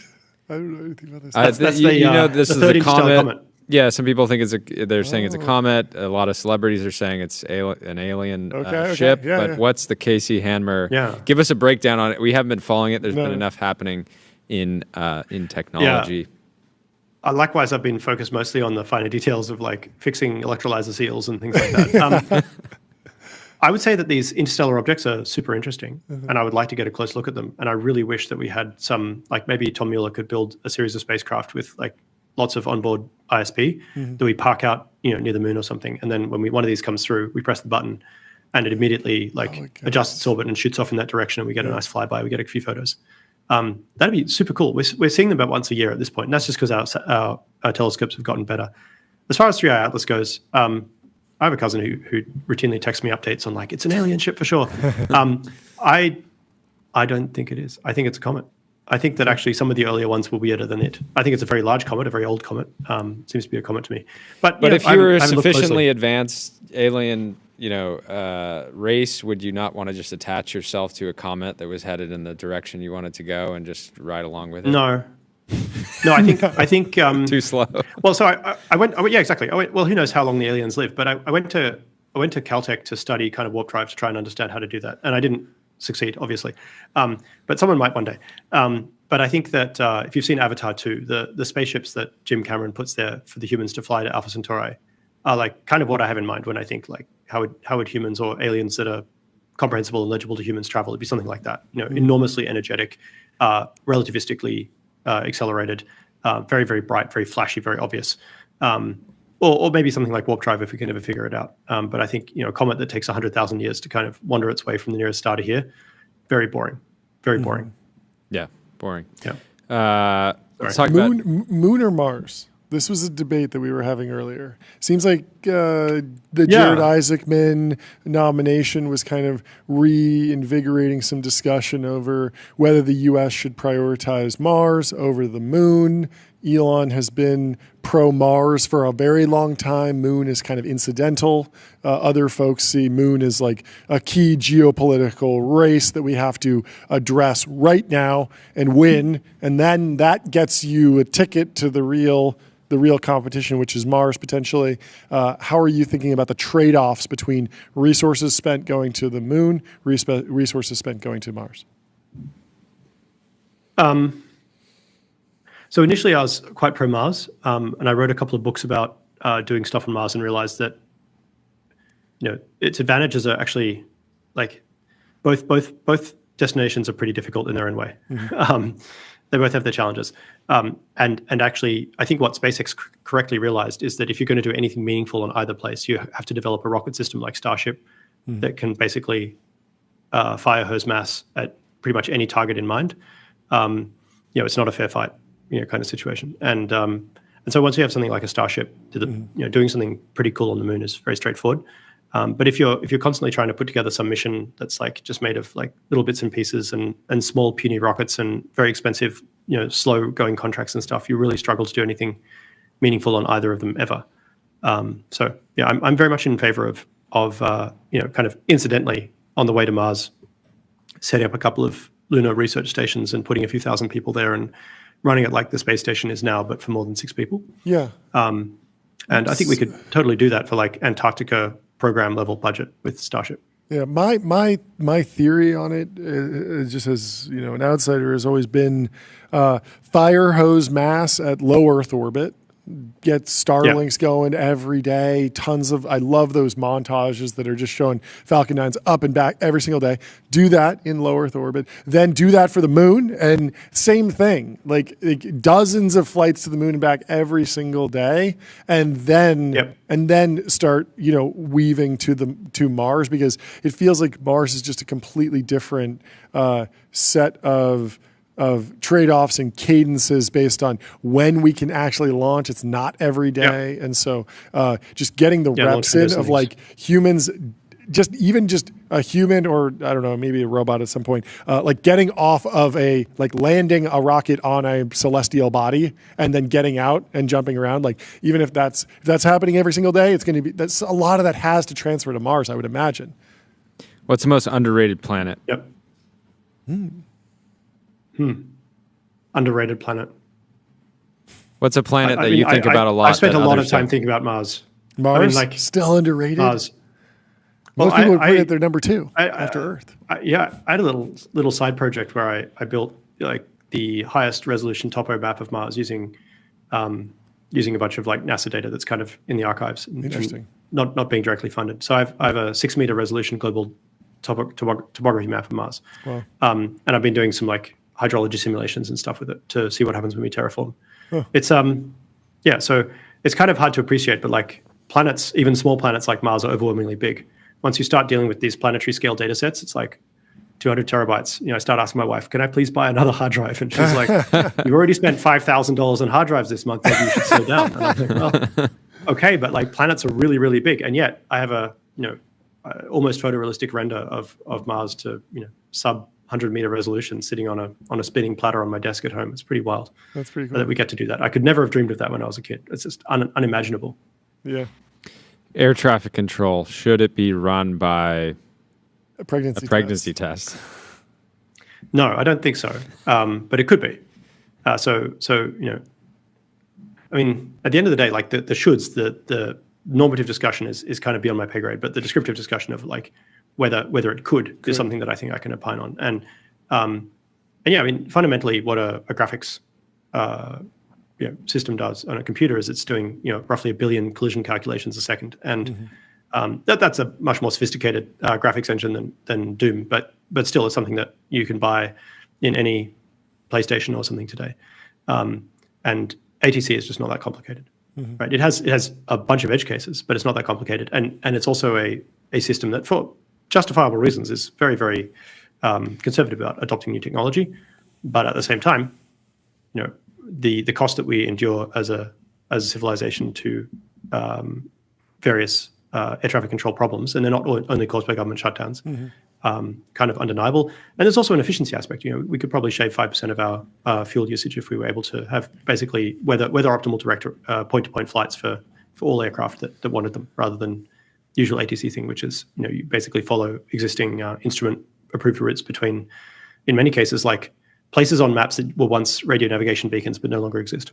Yeah, you mentioned giving the project to the Mag 7. I wonder, do you think that there's an opportunity for a startup to sort of do like the Anduril flipped model, build it with venture capital dollars, and then try and sell it to the government once you have a better system in place? And also, is the actual software and hardware like actually the problem? There was that Nathan Fielder HBO special that was kind of like, it's maybe more about pilot communication and human training, human error when something goes wrong, and it's not necessarily like a computer system and like a bad line of code. Yeah, I think you probably still want to have have people sitting in control towers looking at radars. Yeah. I'm not saying like the solution to our problem is to fire every last air traffic controller. Quite the opposite. But like, if you think about what those air traffic controllers are doing a lot of the time, it's stuff that could be a few lines of code, right? Like, it's one of these things we got, I don't know, 1,000 corner cases, but 99.99% is just one case. Right? It's just the standard, like, Did these intersect? Instrument routing. Well, just like you basically get a clearance to fly a certain route at a certain time, and then all goes well, you'll never see another plane. But every now and then you've got to keep an eye on things. You've got to control the airspace. Yeah. But it's not a complicated puzzle. I mean, like Microsoft Flight Simulator 95 had a pretty good simulation of this. So it's the sort of thing that I think is well within our technical capabilities. Yeah, Should we I decide guess it's something that we actually want to do. Yeah, I guess to some degree you can forecast the entire flight path before the plane takes off and make sure that it does not intersect with any other flight paths at any point in time. That's relatively straightforward. I think some people on X were like, oh, sure, we should just hand another monopoly to Starlink to do all this stuff. I think, no, actually, I don't think that's the case. I think that you could actually design a series of algorithms that would run centrally, but also autonomously on every aircraft. And so you have like everything in aviation is these like multiple layers of backups.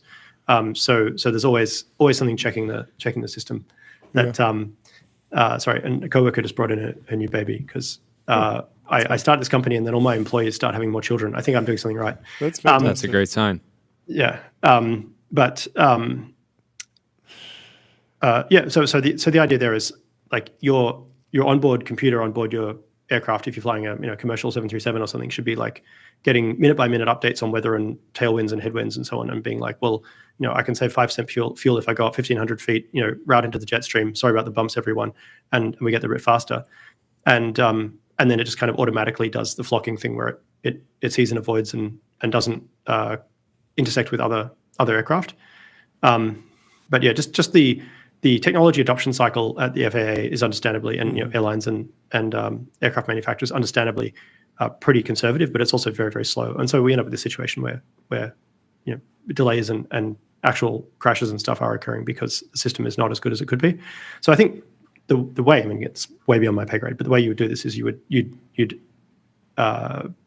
basically commit to buying or purchasing a family of improved products that are interoperable according to some pretty straightforward standard.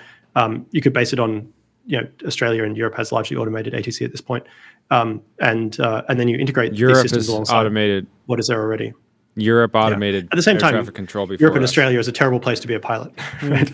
Like in the United States, you can fly VFR. Like when I was a private pilot, I flew VFR.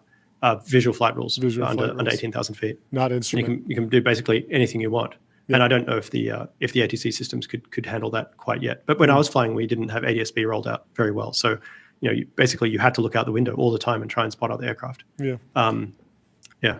Do you have a take pretty dicey in LA sometimes. Do you have a strong take on the AI CapEx build out? It feels like I just feel like your company and a lot of the companies kind of your vintage are very much aligned with like do something really ambitious that as it scales it compounds, and all of a sudden like once it's working you're marshaling. Like I do imagine when I think about the story of your business, I think about billions and billions of dollars flowing into more and more solar panels and just this crazy flywheel once the technology gets working. We've talked about this in the past. It feels like that's kind of happening in the context of like token factories right now.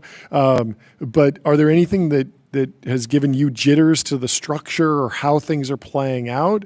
Or do you see it as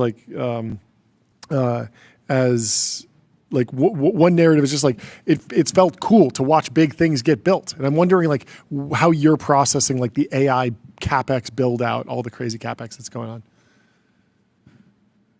on. I think the United States has always done well when they're able to take a difficult problem and transform it into a form that can be solved by pouring money on it and then pouring money on it. Yeah. Let's give it up for pouring money. Yeah, and so if someone were to ask me, like, do you really think that every dollar being spent on hyperscaling right now is being spent the best possible way it can? No, of course not. Yeah. Right.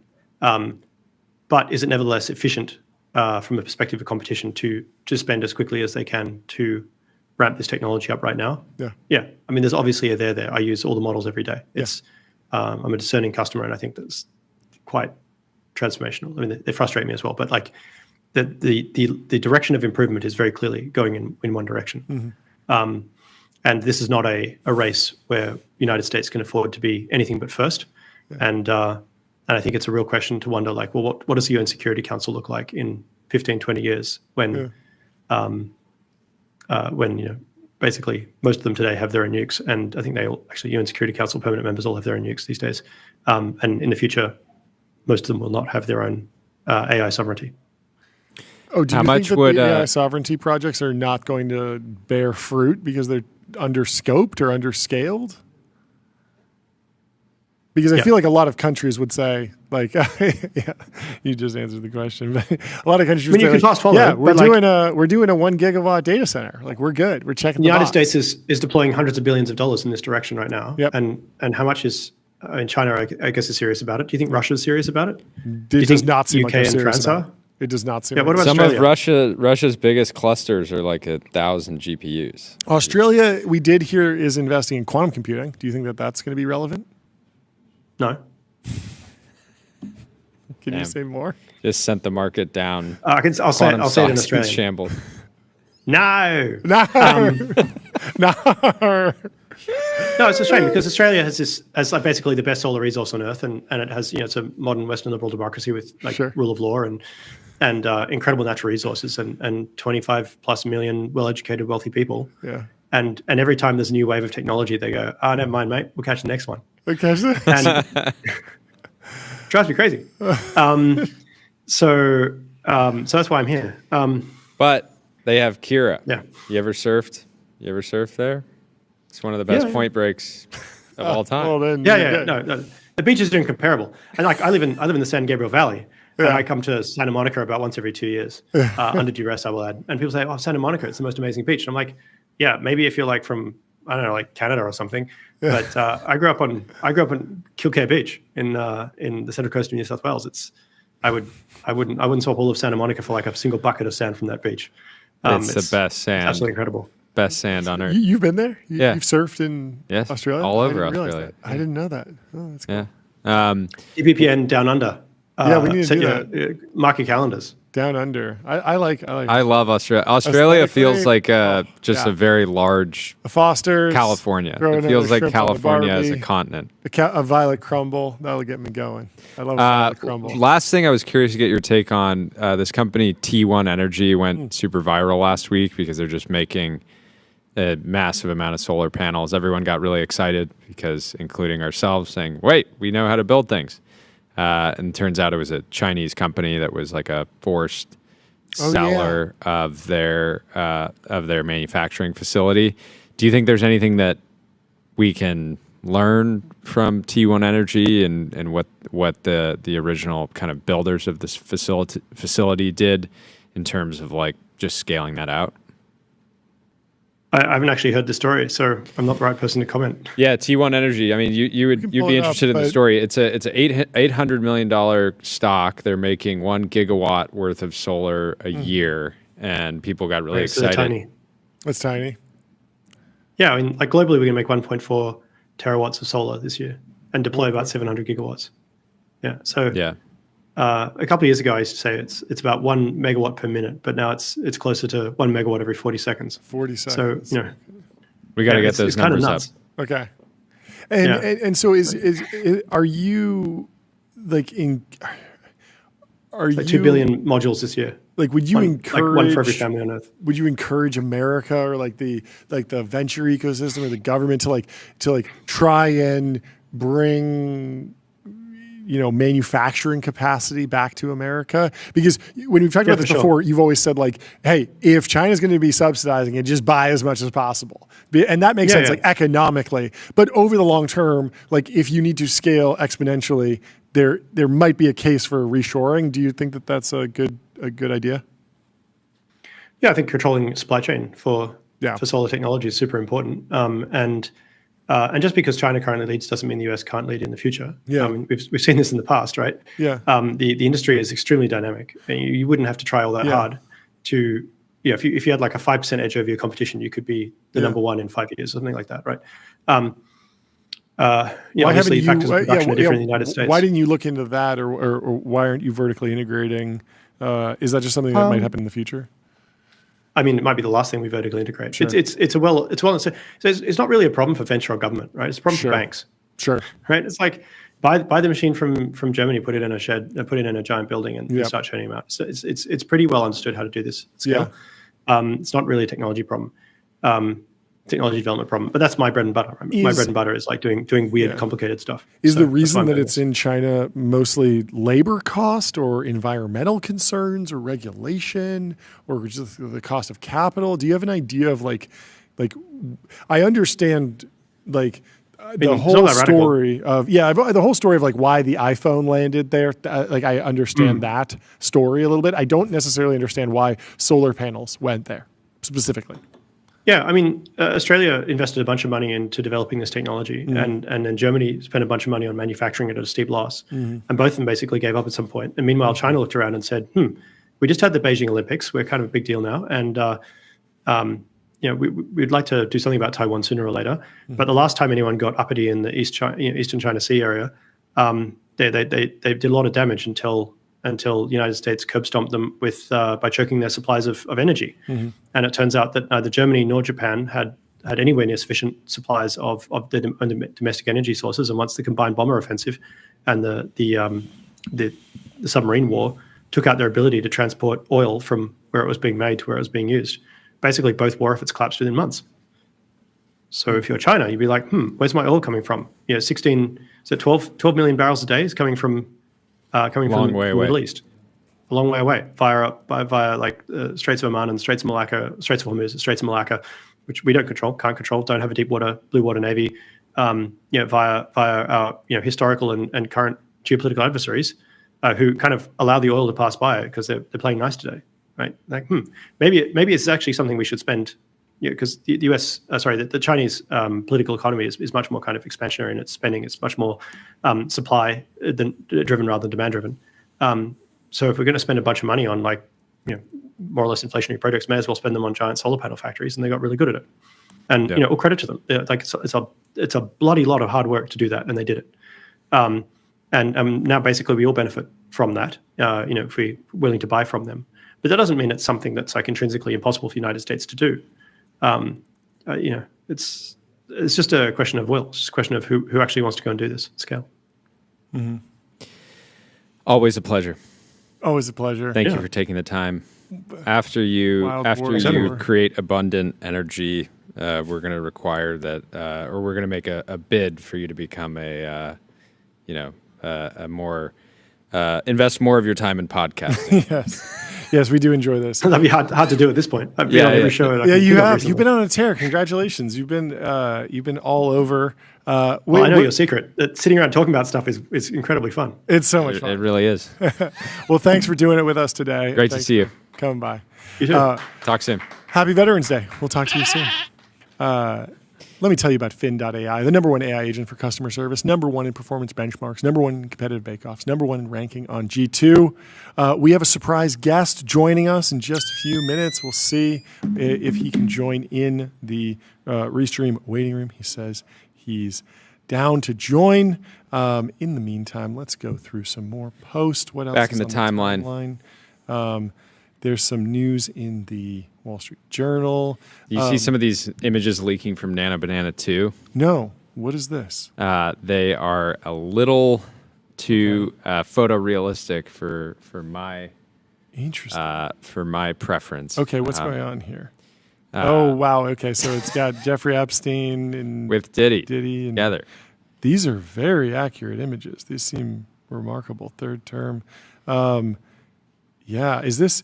This is from Roberto Nixon, who came on our stream at MetaConnect. He says, wild times. Nano Banana 2 apparently leaked a few hours today on some platforms, and the limited results by a handful of users have been pretty insane. The model was apparently from an uncensored, slightly older checkpoint. When it actually launches, it won't be this uncensored, of course, but it's crazy to think what a handful of engineers at the Frontier Labs have access to and the chaos they could cause if they so wished. I wonder... Yeah, it's so interesting. Where I would love to actually trace where these leaks came from, what the whole flow is, because it's possible that there's like some Photoshop in here as well. Like if you're in the business of creating a leak or a fake leak, you can do all sorts of funny things. There was a what was it? There was someone who. What did they do? They went and they filmed something normally, and then they went into After Effects and they made it look like they were on a green screen for it, and they made fake behind the scenes footage for their real footage.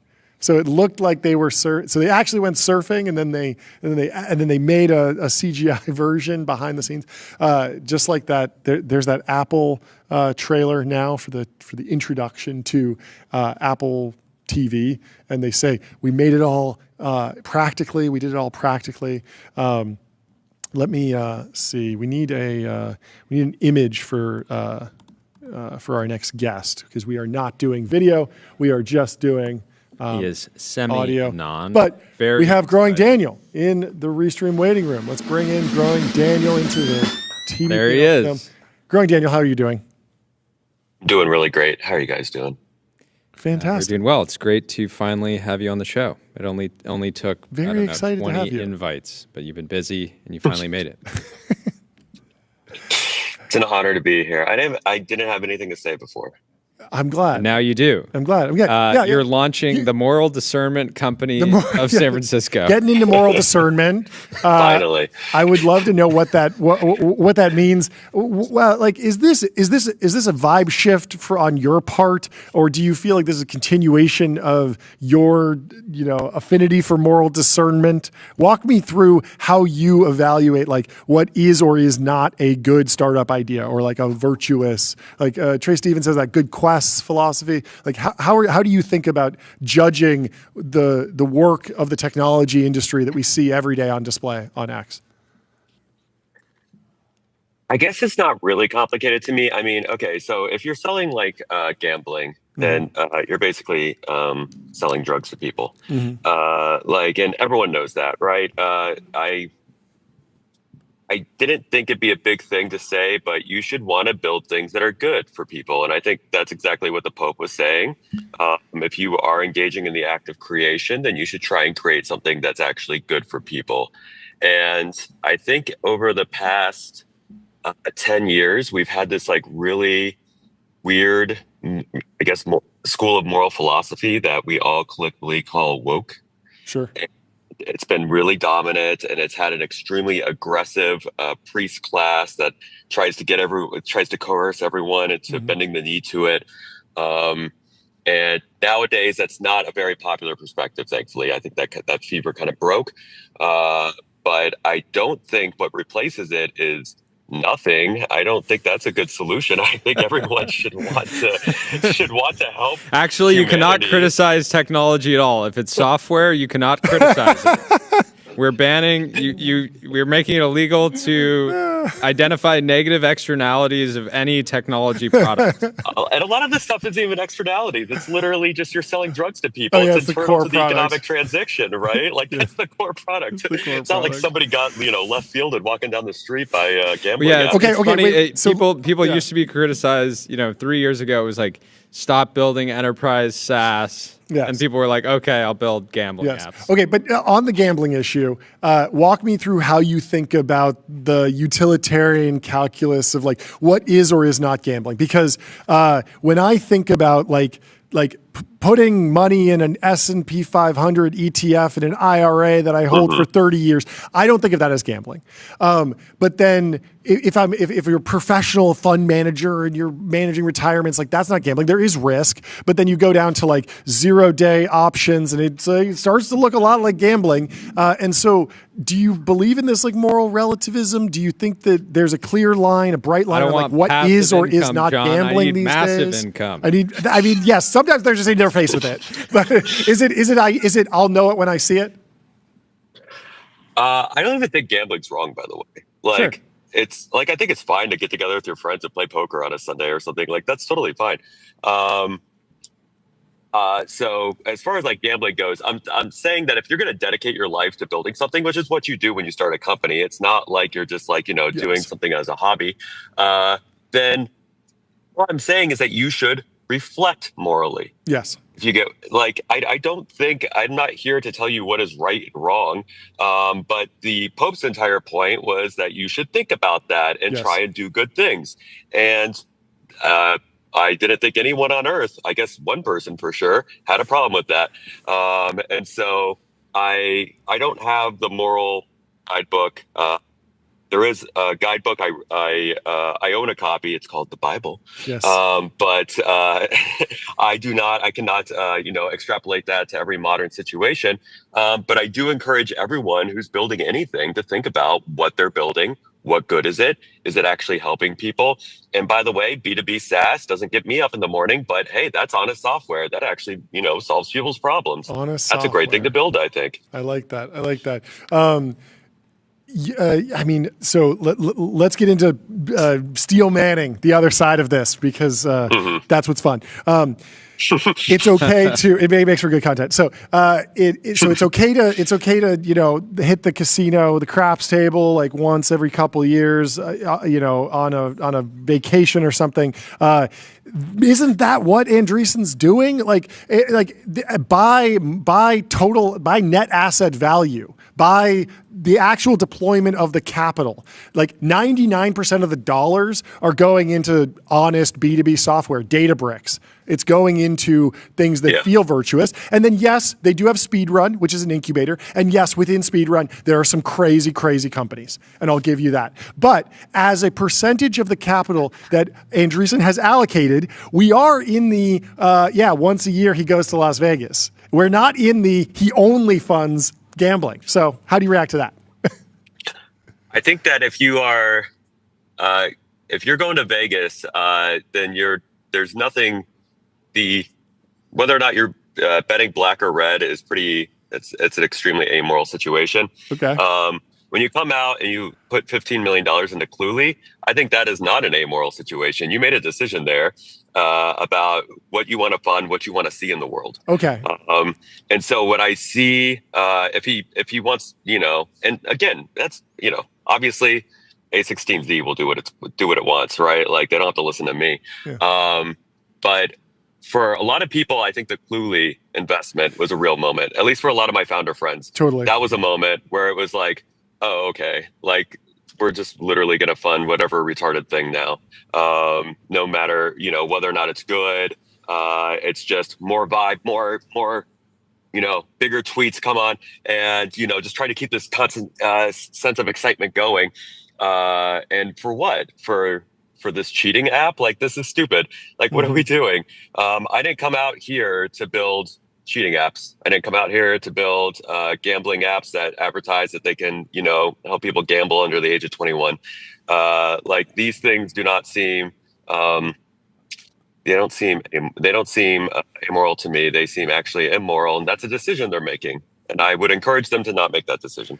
Well, the good news is that it does feel like Cluely has pivoted to just B2B SaaS, I guess. So maybe it's total victory for honest SaaS. I have one more. I have one more Steelman that I'd like for it. Daniel get the helmet. to toy you with. Get the helmet. I should get the helmet out. Although I don't know, can you see us or I can see you right now. Yeah. Okay, good. So John's going to throw on the helmet.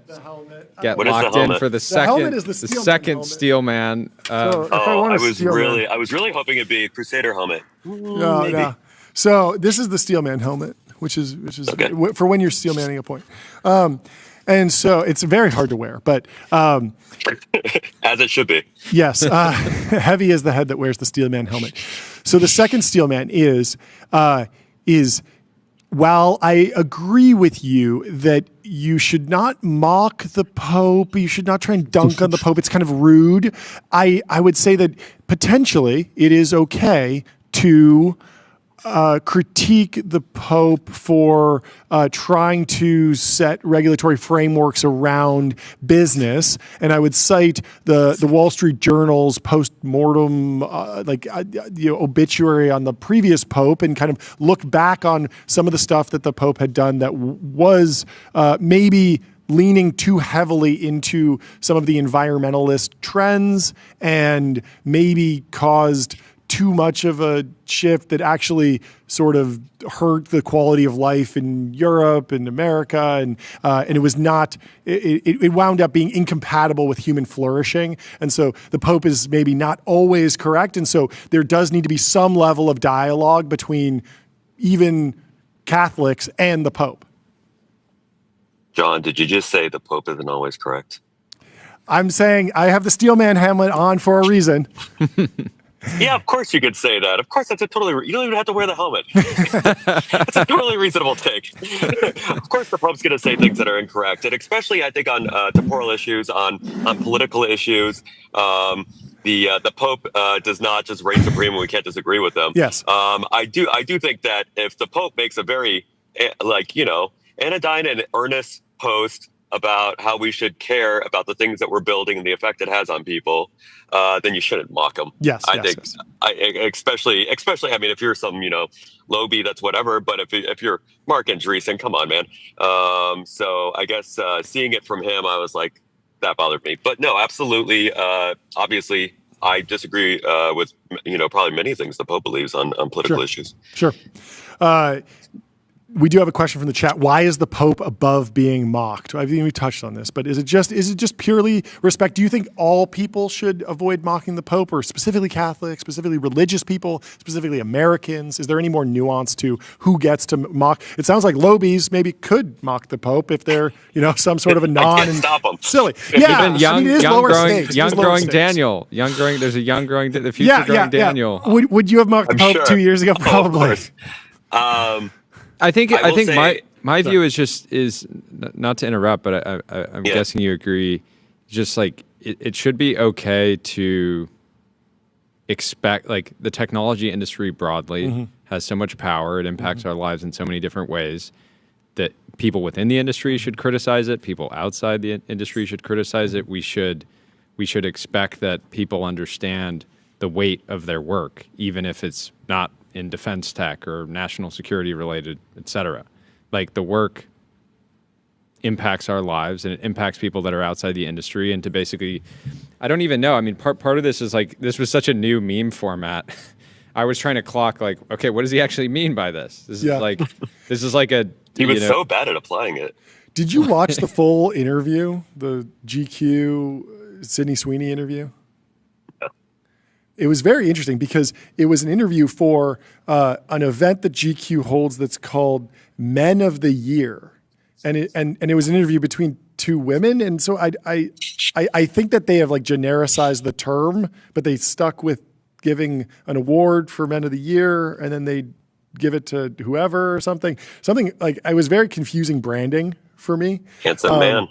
But then also, like, there was a very weird. It felt like a little bit of a Rorschach test actually watching the interview, because when I actually went and watched the YouTube video, it feels like they're having a ton of fun with each other for like 10 minutes, and then they do get into that one question that's kind of sharply worded, and she kind of dismisses and says, like, "Look, I'm not." Why would you even that. Try to understand the source material, John? It's just a meme.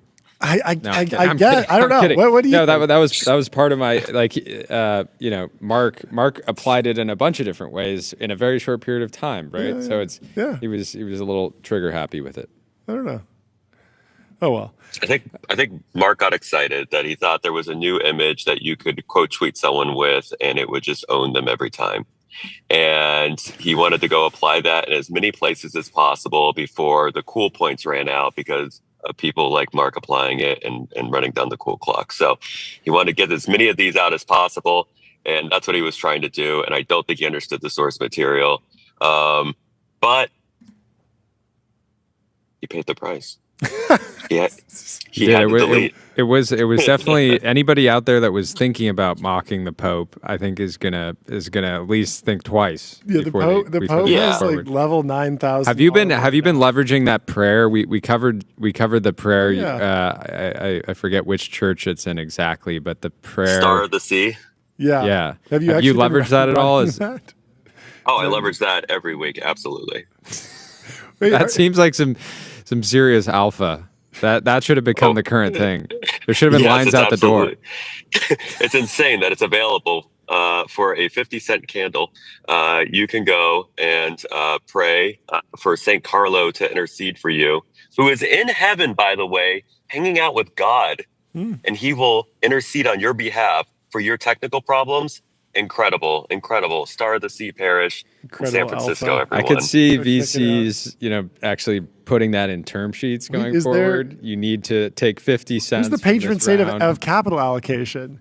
If it's like, I think I'm going into a down round. I think my portfolio is about to tank. I need to pray. Praying for exits. What do you think tech is getting right now? Anything? Oh yeah.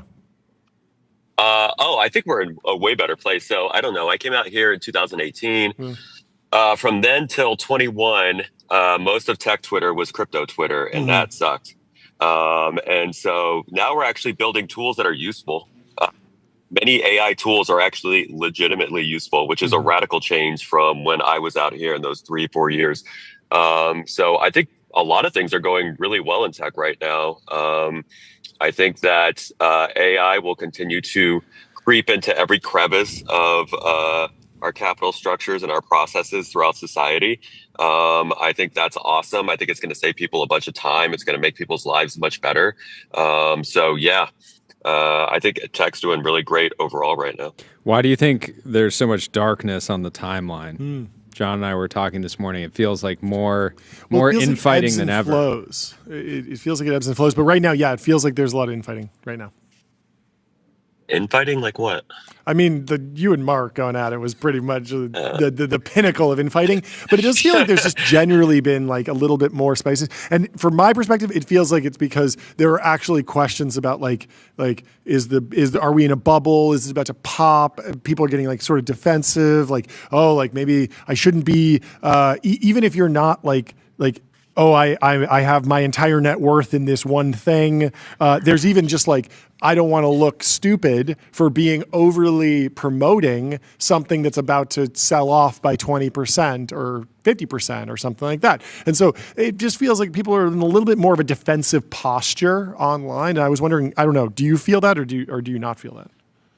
I don't feel that. The only thing that I feel is weird lately, and it's in San Francisco and in tech, is that we attracted a lot of like kind of grifty signal people, and there's like people messaging me about how to like establish their image in San Francisco and stuff, and I'm like, what are you talking about? Like, what are you doing? Like literally, like if you like building things, then come find some guys or whatever. So come find some people that like building and talk to them, and if you vibe, then you can work on something, right? Like I don't know, it's how it always was. And so there's a lot of people that are like now moving in and trying to like, get their headshots done. Like they're moving to LA, and you don't have to do that. You don't have to do that, man. Yeah. I'm picking up said a lot earlier, of that. I think it won't be the top until you have founders pitching at Demo Day and Chrome Hearts and Rick Owens. When that happens, it's over. Sell everything. I hope the top comes before then. What is the correct way to launch a new startup today? Is it a 90-second vibe reel? I feel like a lot of stuff's played out, but like, is there anything that you think is like actually the correct way to do it? I think first you should have a Twitter account with 175,000 followers. Okay, yeah. Step one for sure. Post constantly. Don't launch until you do that. Yeah, post constantly. No, I don't know. It's different for everyone. Like that's the thing is like, I don't know. I always hate like startup advice because it's like literally everything is different. Like literally if it were automatable, then it would be. And so it's like, what is your situation? Like, I don't know. But you got to figure out the way in which you're weird, and work on that. That's usually your comparative advantage. Yeah, I like that. Just the advice is like avoid the templates, basically. Do you get any inbound? Actually. Do you get any inbound customer interest? Like, anybody ever put it together? Or are you the least monetized account with 179,000 followers? I got one customer. Let's shocking to me. Let's ring the gong. We have gong. Hell yeah! Customer from X.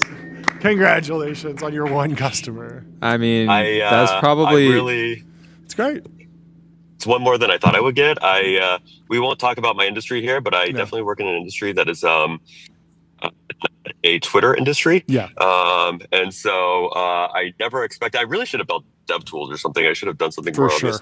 But yeah. So my Twitter is not really related to my real life at all. But yeah, we did get one out of it. I think at some point you could just all the people asking you for advice, on personal branding, just say, fine, I made a course. It's $10,000. The $10,000 course. It's the key. The $10,000 course. It's effectively non-dilutive funding for the company.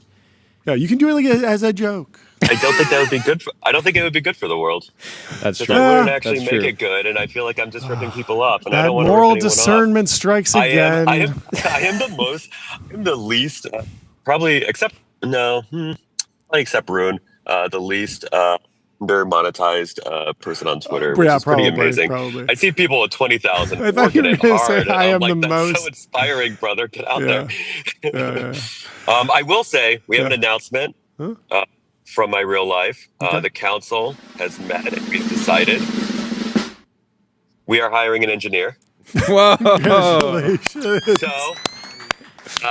DM growing _ go on X. It's the everything app, and forget which app X is. Yes. Go and find growing _ Daniel, and you can send him your LinkedIn or your resume. If you want to live in San Francisco and you can pass an FBI background check, both those things have to happen, and you are a goated engineer, then you can come work with Growing Daniel. Every Anon poster was just disqualified. It is never. You are the most doxable person in the world. Thank you for taking the time to come on. No, we protect. We protect Anons. We protect Anons. Thank you guys. I appreciate it so much. Very exciting role. I'm gonna message some people and say, hey, go join the moral discernment company of San Francisco. I respect Anon so much. Like I don't even save like full names in my phone or anything. The first time Growing Daniel sends me his email for some reason, it's just his full name in his email. Like it's just first name, middle name, last name. Like, dude, you didn't have to do it again. If I could do it again. But thank I you respect guys so that. much for having me. Yeah, it's great to see you. Great to see you. Great talking to you. I love watching you build and have fun on the internet. And you know how to do it. We both come a long way. I think we met up at. Had a very LA meeting many years ago. Oh, yeah. Got together at Erewhon. There you go. I don't remember what we got, but it's been fun to watch you build and entertain us all. So fantastic. See you guys. See ya. Goodbye. Let me tell you about some honest B2B software. Adio, customer relationship magic. Adio is the AI native CRM that builds, scales, and grows your company to the next level. You can get started for free. We have JD Ross from With Coverage in the Restream co-founder of Open Door. Co-founder of Open Door. We're doing back-to-back Open Door week here. How you doing, JD? Good to see you. Great, guys. What's happening? Oh, wow. I love the effect. Sometimes it's a little bit of a jump scare getting you into the Ultra Dome from the Restream waiting room. You can see you're on display here. You got some news for us. What's up? I'd love to ring the gong. First, why don't you introduce yourself? Why don't you give us a little bit of background? He says he likes one sound effect. That sound effect. You got an American. You got the bald eagle. Let's hit the bald eagle. Let's have some eagle. I'm in Texas. He's in Texas. There we go. How you doing? Yeah, Good to see you. What are you working on these days? Yeah, I mean, I'm working on honest B2B software. I'm working on extremely honest software. Fantastic. I think, you had Kaz on yesterday, by the way, talking about the importance of having like a leader, the right leader in a business. That he's really amazing. That is a hard business. Yeah. Like Open Door is. I think we had a core value called we eat basis points for breakfast. Yeah. And like a basis point is a 1/100%. And so you were like fighting for each edge of a percent to cut off the cost to make the business good back in the day. He's obviously a better operator than I am. So I'm working in the opposite business now. It's an insurance business where you have like 99% retention and 99% gross margins. Wow. Because I'm lazy and I don't want to fight anymore. And it's all with coverage. And basically the background was a couple of years ago, I was talking to my buddy Max, who's my co-founder, and I was like, look, in every company I've started or been in, we've had great like legal counsel. I've liked my tax counsel. My insurance guy and everyone else I know is insurance guy is kind of an idiot. Like they don't really know what we do. They don't Shots really know fired. what risk management is for our business. Yeah. And so we're like, we could probably do this better. Let's just mess around for a bit and see what we can make happen. And it's now 2 years later. We have well over 500 clients, 10 million revenue, profitable the whole way. There we go. That's great. What profitability? Not something you see. We're gonna hit the gong for profitability. Real quick, before we dive more into coverage, I wanted to ask you about Open Door's new feature. Kaz was talking about introducing returns to home buying. I think you could make the case that it would just increase overall sales velocity if people knew, like, hey, I can buy this, and if I don't like it, I can return it. But when you talk about eating basis points for breakfast, like, returns end up being like a huge, like, line item or expense for a lot of companies that sell physical goods. But what's your take? My view is you always want to have the right incentives in a business, and returns is a good incentive in a business. Like if you know that you can be returned, you are going to keep your quality bar high. You're going to make sure that you are selling with integrity, that there's a true value in the product. And if you can't return it, you can sell it. You're going to sell as cheap as you possibly can. Yeah, this is lemon law. Lemon law in cars, right? It's like you don't want to sell lemons because you would be forced to buy the car back if there is a problem with it. Exactly. Yeah. And the same thing for a house. Right now, everyone's biggest fear when buying a house is, did I buy a lemon? Because it's every dollar I probably have. Yeah. It's by like 8x the largest purchase I'm going to make in my life versus like a car or anything afterwards. It's scary, and you only do it a few times in your life. And so you're kind of trusting this person you met probably a month ago as your advisor, who's very incentivized to get the deal done. And so you want to be able to have that confidence point. And if you're like, hey, this is going to affect the bottom line, well, only if we're selling bad product. Sell the right product. I had a friend who bought a house who gets into it and like a year in discovers that like it has a bad foundation. And I was like, that sounds like a catastrophic loss of that house. Like, it's not the part of the house you want to have a bad issue. Exactly. With. It's like if the chimney on the top potentially. Okay, just pick up the whole house. Like, we'll fix the foundation. Fixing the roof feels way easier than the foundation. Yeah, just get under there. Yeah. So what are your clients actually looking for on the insurance side? I mean, we have a variety of insurances here. Is it all one deal? Like, does it get crazier as the companies get bigger and bigger and bigger? How are you thinking about? We had an experience getting insurance for TBPN. Yeah. That I couldn't tell you how many times they would come back for a new signature. And I was like, I've signed for this insurance like 6 times now.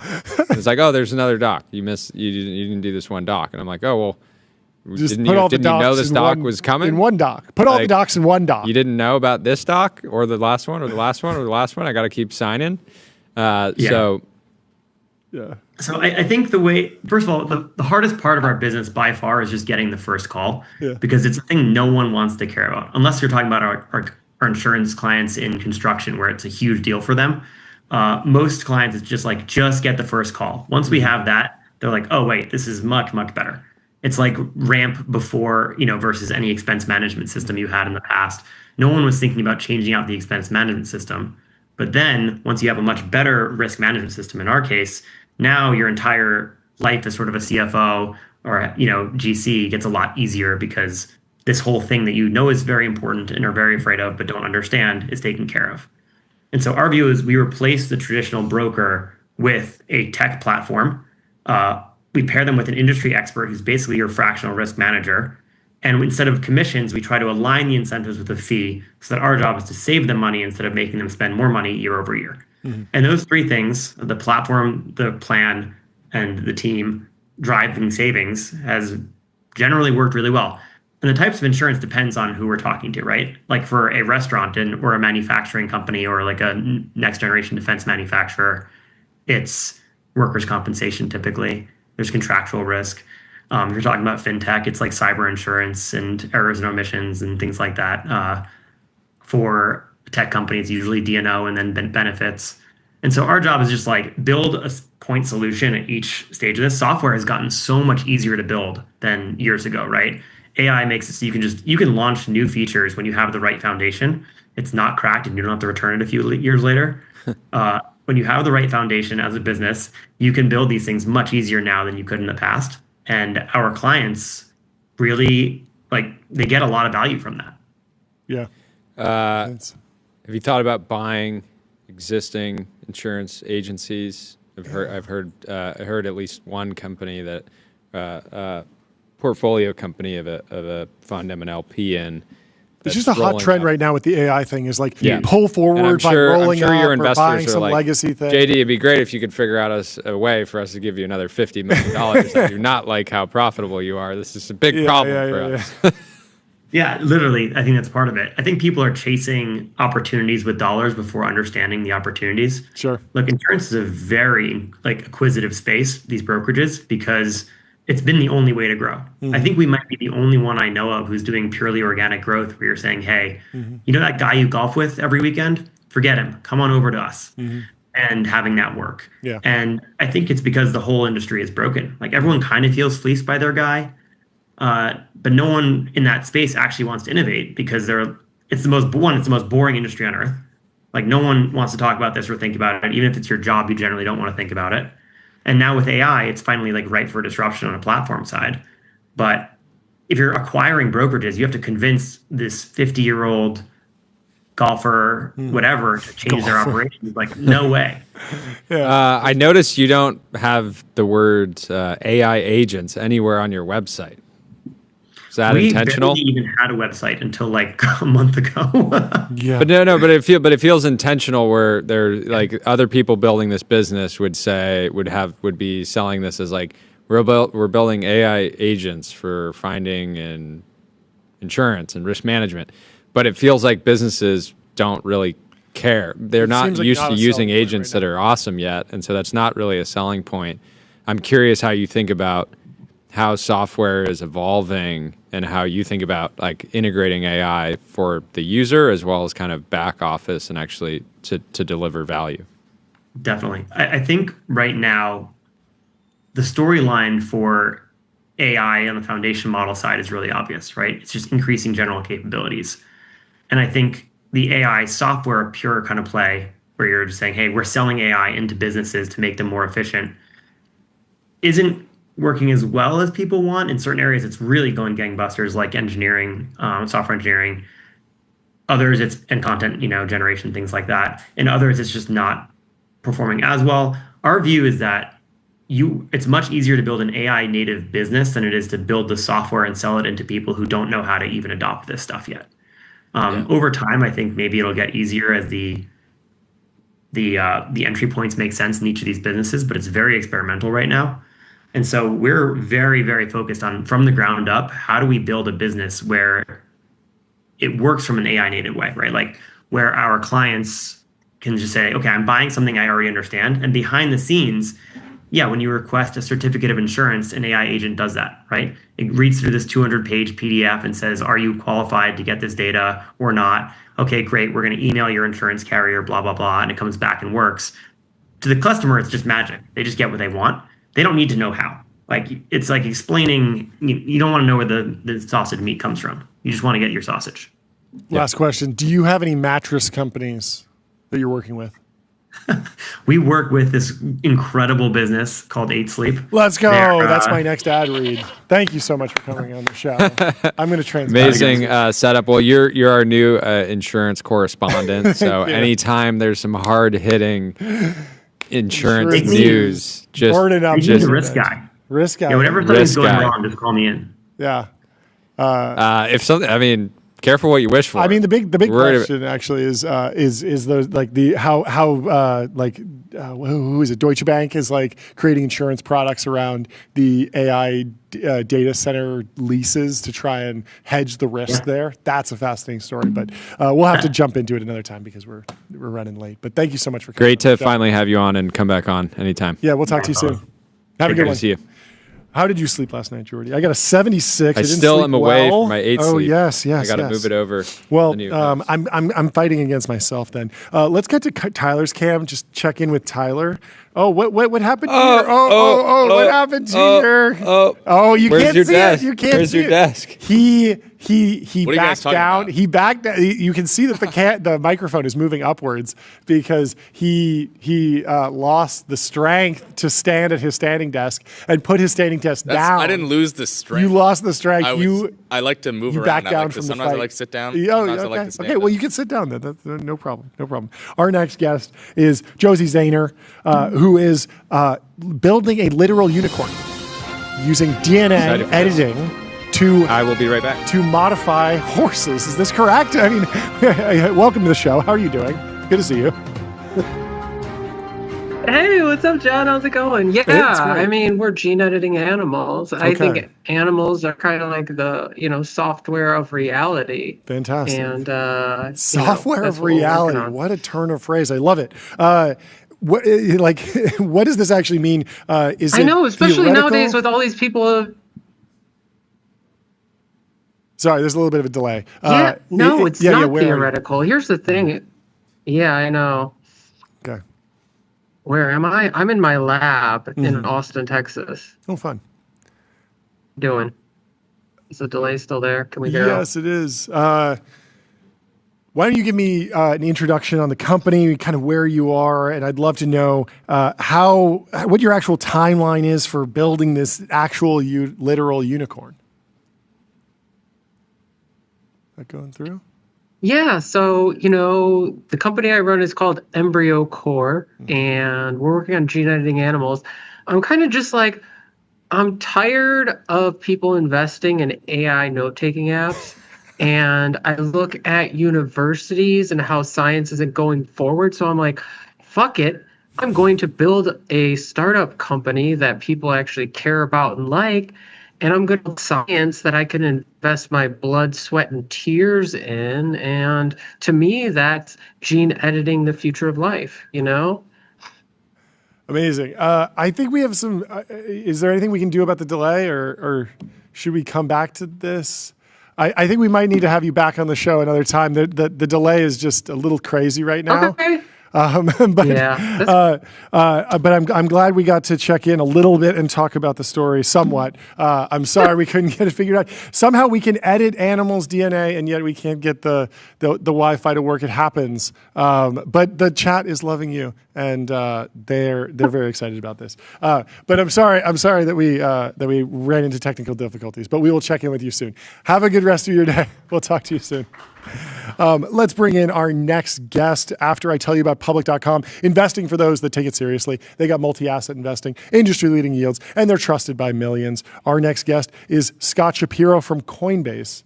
Let's bring him in from the Restream waiting room into the TBPN Ultra Room. Scott, how are you doing? Great. How are you guys? We're doing fantastic. Welcome a little recovering from some technical difficulties, but hopefully there haven't been any technical difficulties in your life recently. Give us the update. What is the latest news in your world? Probably our token sales announcement from yesterday morning. I think that was in the Wall Street Journal, correct? Can you give me the full story? You guys got in the journal?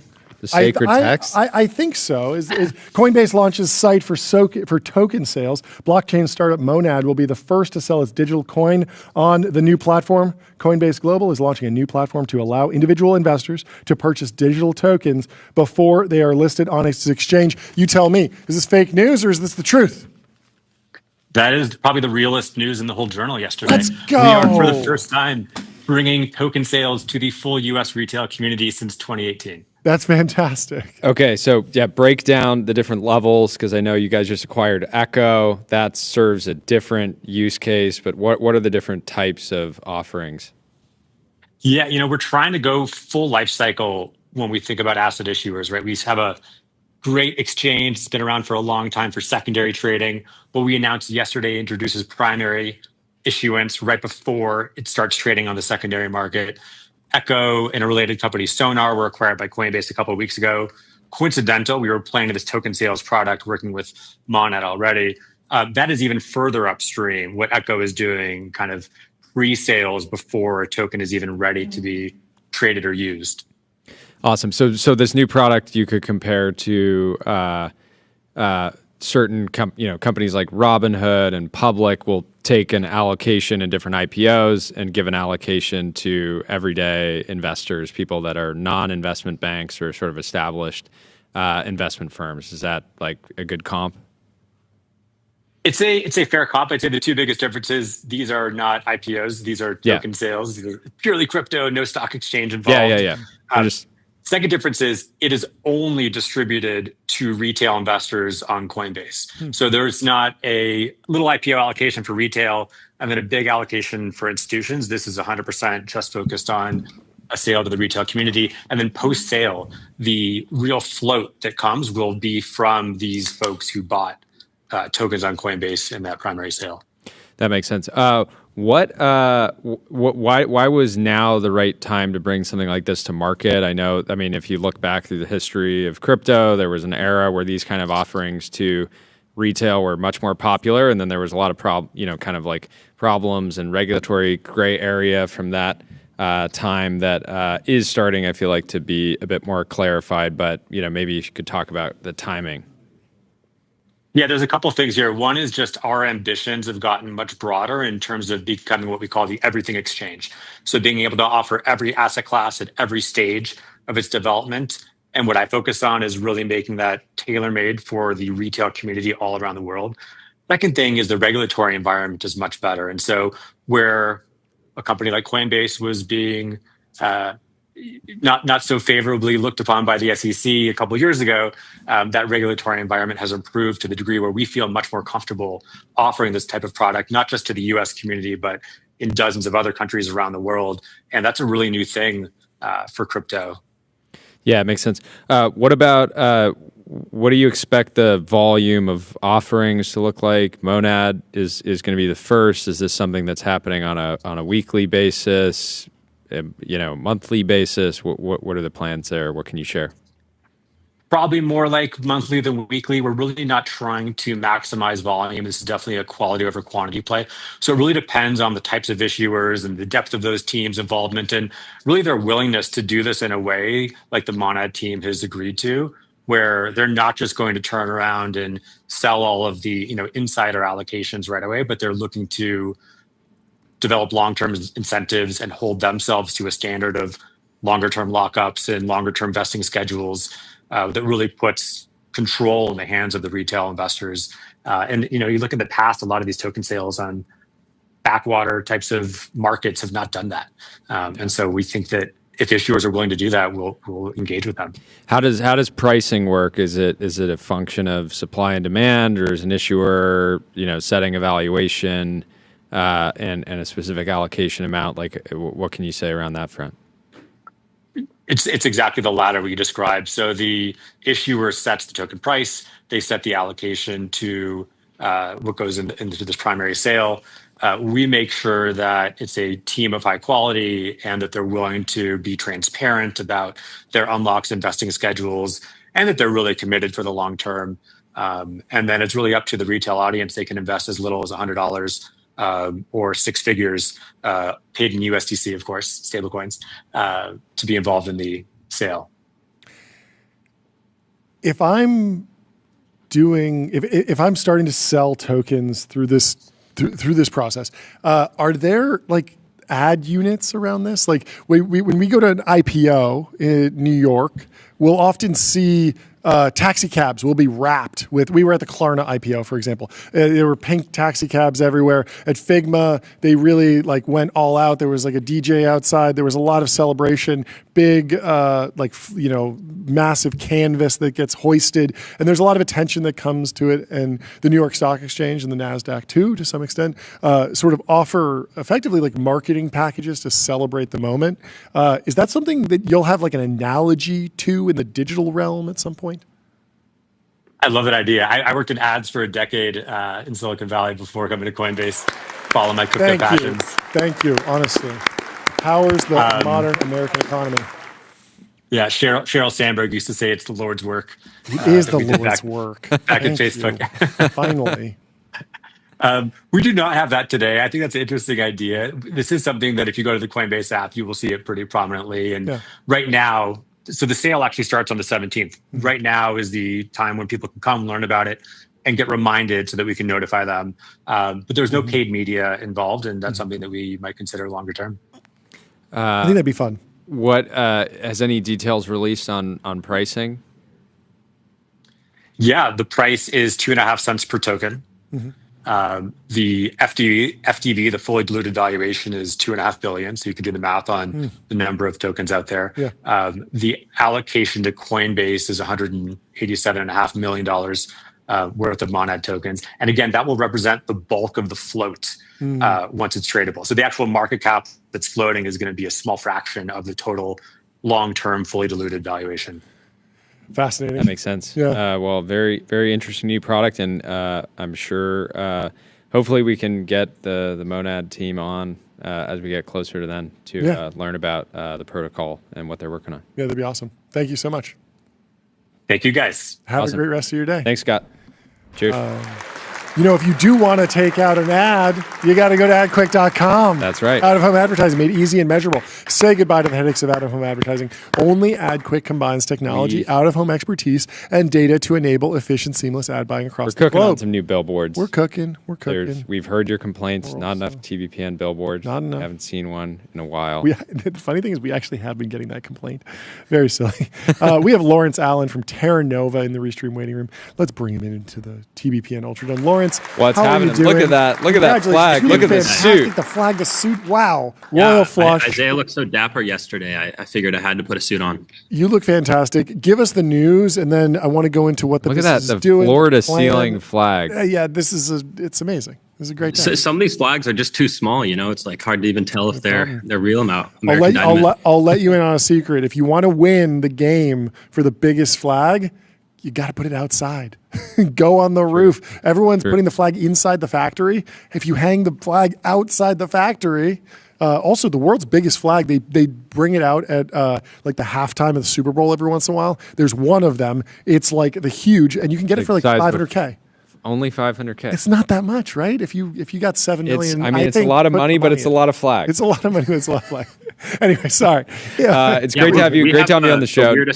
Weirdest office ever, and the outside of the part that's my bedroom is painted rainbow. So I was thinking we'd just repaint it American flag. Okay, there you go. Wait, so you're sleeping in the office too? Absolutely. I think it's becoming the standard. Where are you Gundo? We are not. We're in Berkeley. Berkeley, cool. The flag would be a little smaller in Gundo because the price is like $320 a square foot there. Oh yeah. Great. Bringing American dynamism to Berkeley. Going on the offensive behind enemy lines. Anyways, great to have you on the show. Congratulations on the launch yesterday. Breakdown, maybe give some background on yourself, and then let's talk about the company. Yeah. Sure. Yeah, I'm a recent Berkeley grad, dropped out of Stanford grad school. I worked at SpaceX before, and I am CEO of Terra Nova. So we just launched out of stealth. We probably had the longest stealth mode you've seen, and we. How long? How long? There are companies that have been stealth for like a decade. Longer than you've been alive. Maybe not the longest you've seen. I mean, humane AI how was long? in stealth for like 7 years. Yeah. How long? Like a couple years? I've been working on this since I was at SpaceX, which was like late 2021. So I was in school until under a year ago at Berkeley. I stand corrected. Serious stealth mode. Serious stealth mode. Serious stealth mode.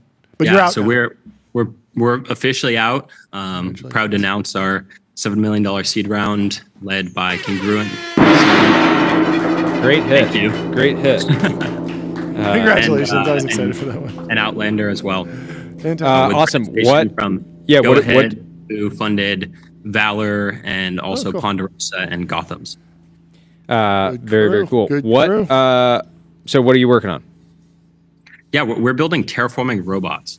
So usually when you hear about terraforming, it's some in the sky stuff like what Augustus is working on at Rainmaker. Here we're talking about very physical, on Earth terraforming, where we are lifting land physically out of flood zones.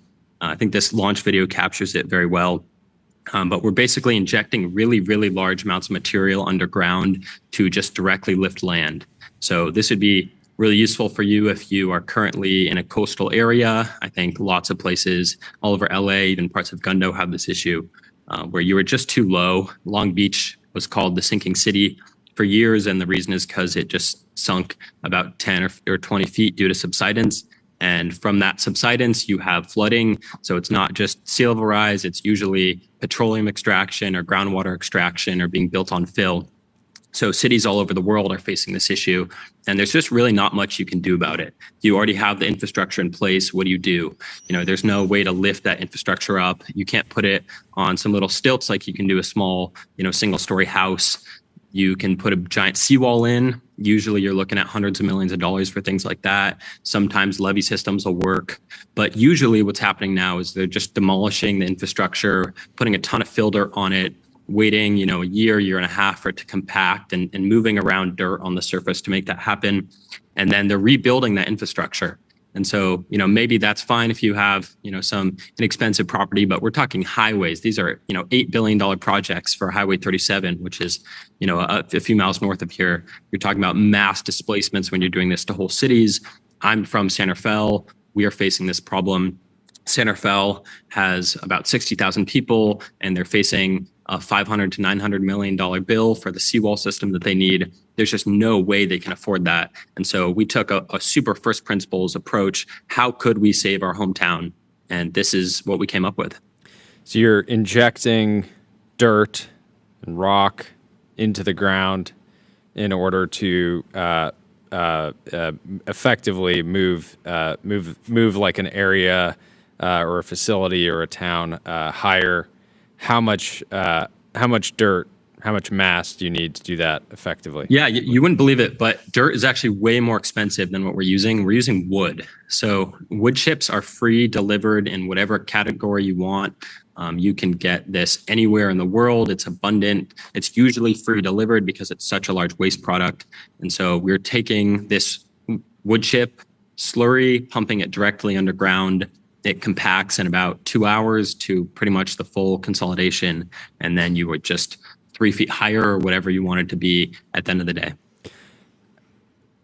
It's hard to wrap my head around how much wood chips you need to raise a city in height. But our shipping container is sized to process 20 semi-truckloads of wood a day. Mm-hmm. So you're basically moving 20 semi-truckloads of wood chips through our system. We have a bunch of robots that run around the site that deliver that final fluid underground, and then that processing unit that we call our ARC. So the Prometheus system, that's the robot, we call it that because it's bringing something fundamentally new to the world, is delivering that final injection pressure. And you're basically just moving as much material as possible underground, because really what you need is volume, not mass or something like you would expect. These wood chips, what is the primary source? This is a waste product when people are getting trees removed from properties, manufacturing processes. Where does it actually come from? Lots of sources. If we were going to do the San Rafael project, for example, there's a place called Marin Sanitary right across the street from the place that floods the most. They ship 8 semi-truckloads a day of wood chips to be burnt in biomass energy plants, which are subsidized by the state because they're non-economic. And they would way prefer to, instead of, polluting the air up in Stockton, to just pump that right underground. So you can get it locally. You can also get it from sawmills. You can get it from fire trimmings all over the state. Obviously, we have huge fire issues here in California. And so they're doing massive clearing of forest. And then they really just don't have anything to do with that wood. Okay, so goal is to save San Rafael, or save them from this, massive infrastructure bill. How do you start small and prove that the company can, execute on this type of operation? Are there specific sites that are, much smaller scale where you can kind of start proving out the thesis? Yeah, so I just got this text from our team. They are all at our pilot site right now, doing some drilling, doing some pumping. You can see we use like auger drill bits and big injection machines to do our pumping and have our shipping container. So we are deployed. This works. We've been doing this for about a year, and we are looking for more commercial projects to do right now. So what site are they on specifically? Is that like a testing ground? They're an undisclosed site near Sacramento that is primarily a testing ground, but they also have huge drainage and subsidence issues that we are fixing. Huh. Fascinating. Wild. So what's like the dream customer right now? Yeah, we would love to do, strangely, some wetland restoration projects and also some new home development projects. So things that don't already have a lot of infrastructure in place are very ideal. We've seen a customer willingness to pay slightly higher there because their risk appetite is a little more because there's not much to go wrong. We feel ready to do some roadway projects as well. Sorry, break that first one down. It's basically like I have a bunch of land that's undeveloped. I'm thinking about putting a bunch of houses on it, but there's a problem because there's like a marsh in the middle of it and you can kind of get rid of the marsh. Is that roughly correct? Not quite. So in the Bay, it's usually you've diked or levied off an area, and then because it's organic, it's subsided. So there's an example. It's an 80-acre parcel right on the water in Santa Fe near the Target. This has subsided 2 meters. And so because of that, if you were to break the dike, it'd be under sea level, of course. And so they want to do two things. They want to put some wetland on that. To do that, you have to lift it so it can become tidal. And they also want to put about $100 million worth of homes on that property on the more upland section. And so that you would also need to lift it because that section is also too low. So both of these are fixed by the same solution, which is ours, which is just directly lift it and make it so you can develop it and make it into higher quality wetland. Yeah, that makes a ton of sense. How long until you have you're getting death threats from conspiracy theorists? Modifying the world, easy people, people obviously love this. Augustus has been on the show. You're going to get blamed for earthquakes. That's what's going to happen. Like there's going to be an earthquake. We actually think we're going to help with earthquakes as well. We haven't been publicly claiming this because we're still doing testing, this performed dramatically better. This underground looks very much like particle board. It doesn't look like wood chips. It's compact. And so this is better than normal earth. This is very controllable. It's very physical. Get ready to go on InfoWars, buddy, because no matter what the science says, you are going to get blamed for earthquakes because people are just going to be like, they were doing something. And then the earthquake happened. Yeah, well, you have Augustus as a model. Yeah. Augustus, was in the hot seat. But he's done a great job. And I think there is a path for communicating with all constituents, not just tech, not just Twitter. Augustus has done a great job getting to, AM radio listeners and random shows that do not break through in tech Twitter. He's done a great job there. But yeah, communication across all the constituents has to be really important for this business.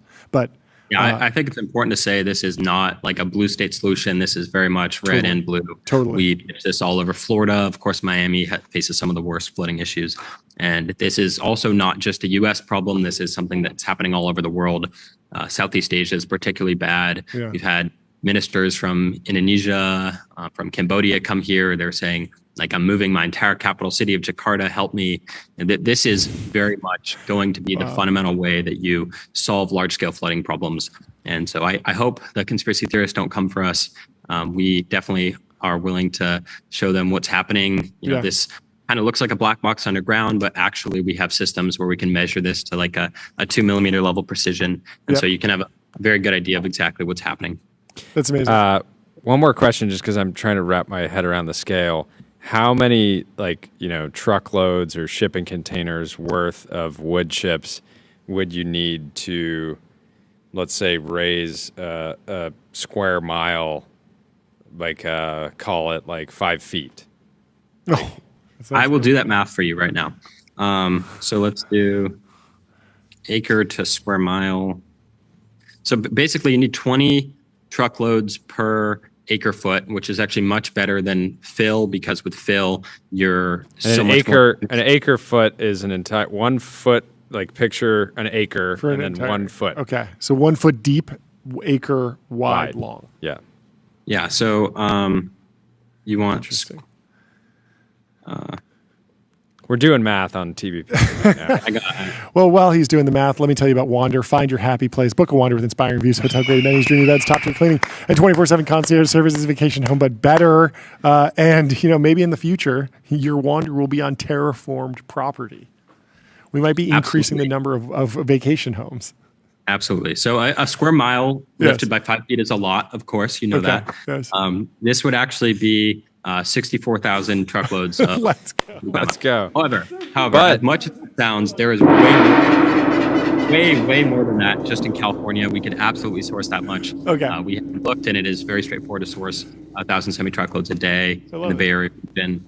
So that would maybe be a 2-month project if you were really about your logistics, and maybe a 2-year project if you didn't care quite as much. Okay, fantastic. Well, we're looking forward to it. Yeah, it makes sense. Yeah, you're taking something that people want to get rid of and saying, "We'll take it." Yeah. But thank you so much for taking the time to stop by the this show. This is fun. The chat was mentioning you. How are you guys not talking about this? And we did sort of miss the announcement, but we're really happy to have you join and really appreciate you taking the time. Thank you for having me, John. I've been watching you since you're making YC videos instead of tech startup videos. So that's amazing. Engage. Well, thanks so much for supporting. Well, super exciting. Congrats to the whole team. Good luck. We'll talk to you soon. Talk soon. Great chat, Jordan.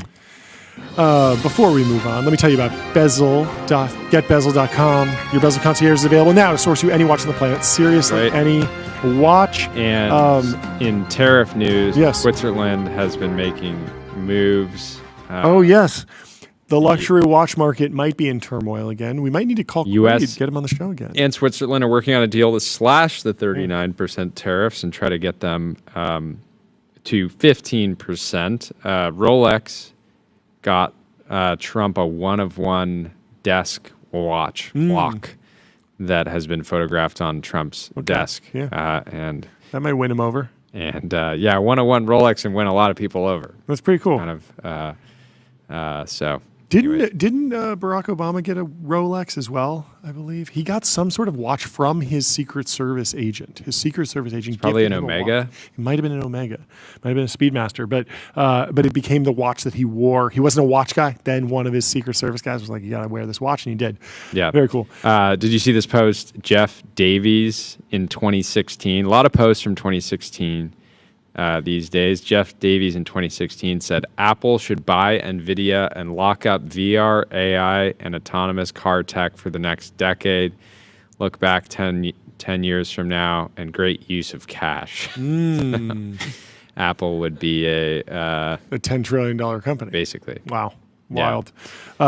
Looking also back, this Fireflies is this AI note taker. Someone was talking trash about AI note takers today on the stream.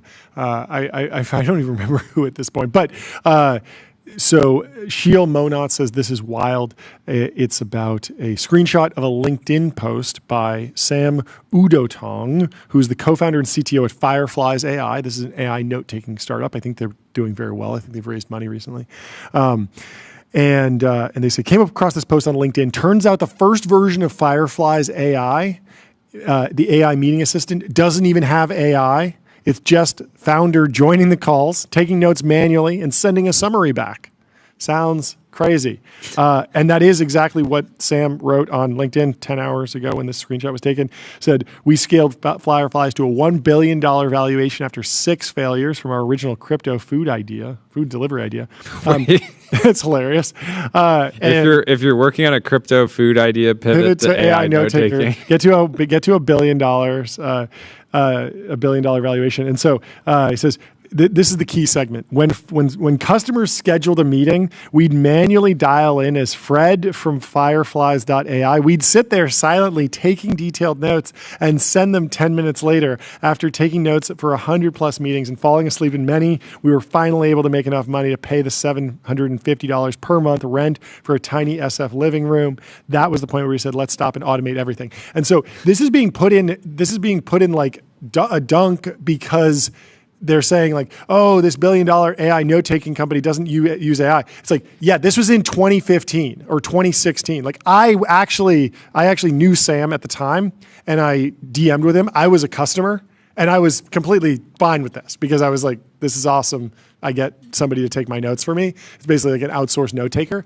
But it's being sort of like reframed as like this is how they would do stuff now, and it's like, no, obviously it's been a decade almost since they did. Yeah, I think if you're a customer and you didn't know, you have the right to be frustrated that you were just inviting a human and but hilariously scrappy, But yes, they were. And then as long as they were being transparent with the VCs at that time, that we're just using couple guys to do this. It's so crazy looking back on this this conversation with Sam in my DMs. And he just says like, "Hey, like I'm working on. I needed notes from something. Like, can you send in and transcribe everything?" I'd been using Rev, this manual transcription service that would take an audio file and just give you a text file back, but it was done by humans. And so here he says, you can add Fred at Fireflies to the calendar invite, and Fred will join. and give it up for Fred. Let's give it up for Fred. I was like, hey, just got my first transcript. Pretty solid. And he's like, how comparable would you say it is to Rev? I said, lots of ums and uhs captured. I know the exact comparison in a day because I sent the recording to Rev earlier. So I was doing like A/B testing, actually seeing like what was useful, what wasn't. It was just funny, like actually seeing this company grow so much and having been an early adopter, and then see people get the story wrong. So you know what? If you're using Firefly, of course they're using Whisper. Why would they be using humans still? That makes no sense. The technology's good. Anyway, Tim Sweeney. Land maxing. What do you do? Man behind Fortnite has bought over 40,000 acres of U.S. wilderness, not to build, to keep it forever wild. Forever wild. I love it. Where else are you in the timeline? Are you deep in there? Mr. Beast says 2% of human time is now spent on YouTube. Well, thank you to everyone who's been spending at least. We spend way more than that. Oh yeah, because we're doing like 15 to 20 hours a week. Oh yeah, 50 weeks a year. Yeah. And we're getting the goal should be to get into the double digits, right? Yeah, Maybe for sure. Somewhere around 7 or 8% now. Dean Ball had some support for your take yesterday. You said, "I don't think you should just throw decel at someone who's identifying a negative externality of a new technology. That's not necessarily decelerationist." Dean Ball says, "It's heartening to see such eminently reasonable takes making their way into prominent pro-tech new media. There's something we're actually neo-trad media, to be clear, but he says there's something very old man about the terms of AI policy debates, and perhaps this is because it has been largely old people who have set them. When I hear certain arguments about how we need to let the innovators innovate and thus cannot bear the thought of resolving negative externalities from new technology, it just sounds retro to me, like an old man dimly remembering things he believes," Milton Friedman once said, "whereas anyone with enough neuroplasticity remaining to internalize a concept as alien as AGI can easily see that such simple frames do not work." Ron DeSantis says, "We might have to see if we can get Pelosi to run Florida's pension fund." She's showing... this is pretty incredible. Generated $133 million of profits and a 16,930% return. I don't believe that number. That's 16,000%. I mean, I guess this is since 1987. She was probably making money and adding to it consistently over that time. What if she just invested invested once and then I'm very skeptical of that second number. You don't believe she could just 10x it and just 10x that again and then 10x that again and then 16x that last time?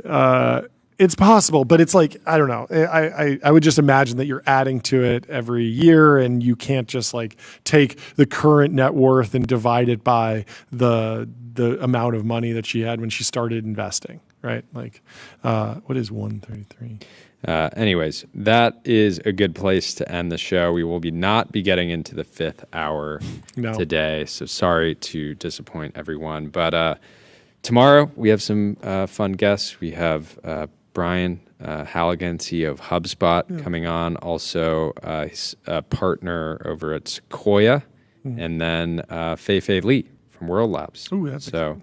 Very excited for all of that, and we hope you have a wonderful Veterans Day at home, wherever you are, and we'll see you tomorrow.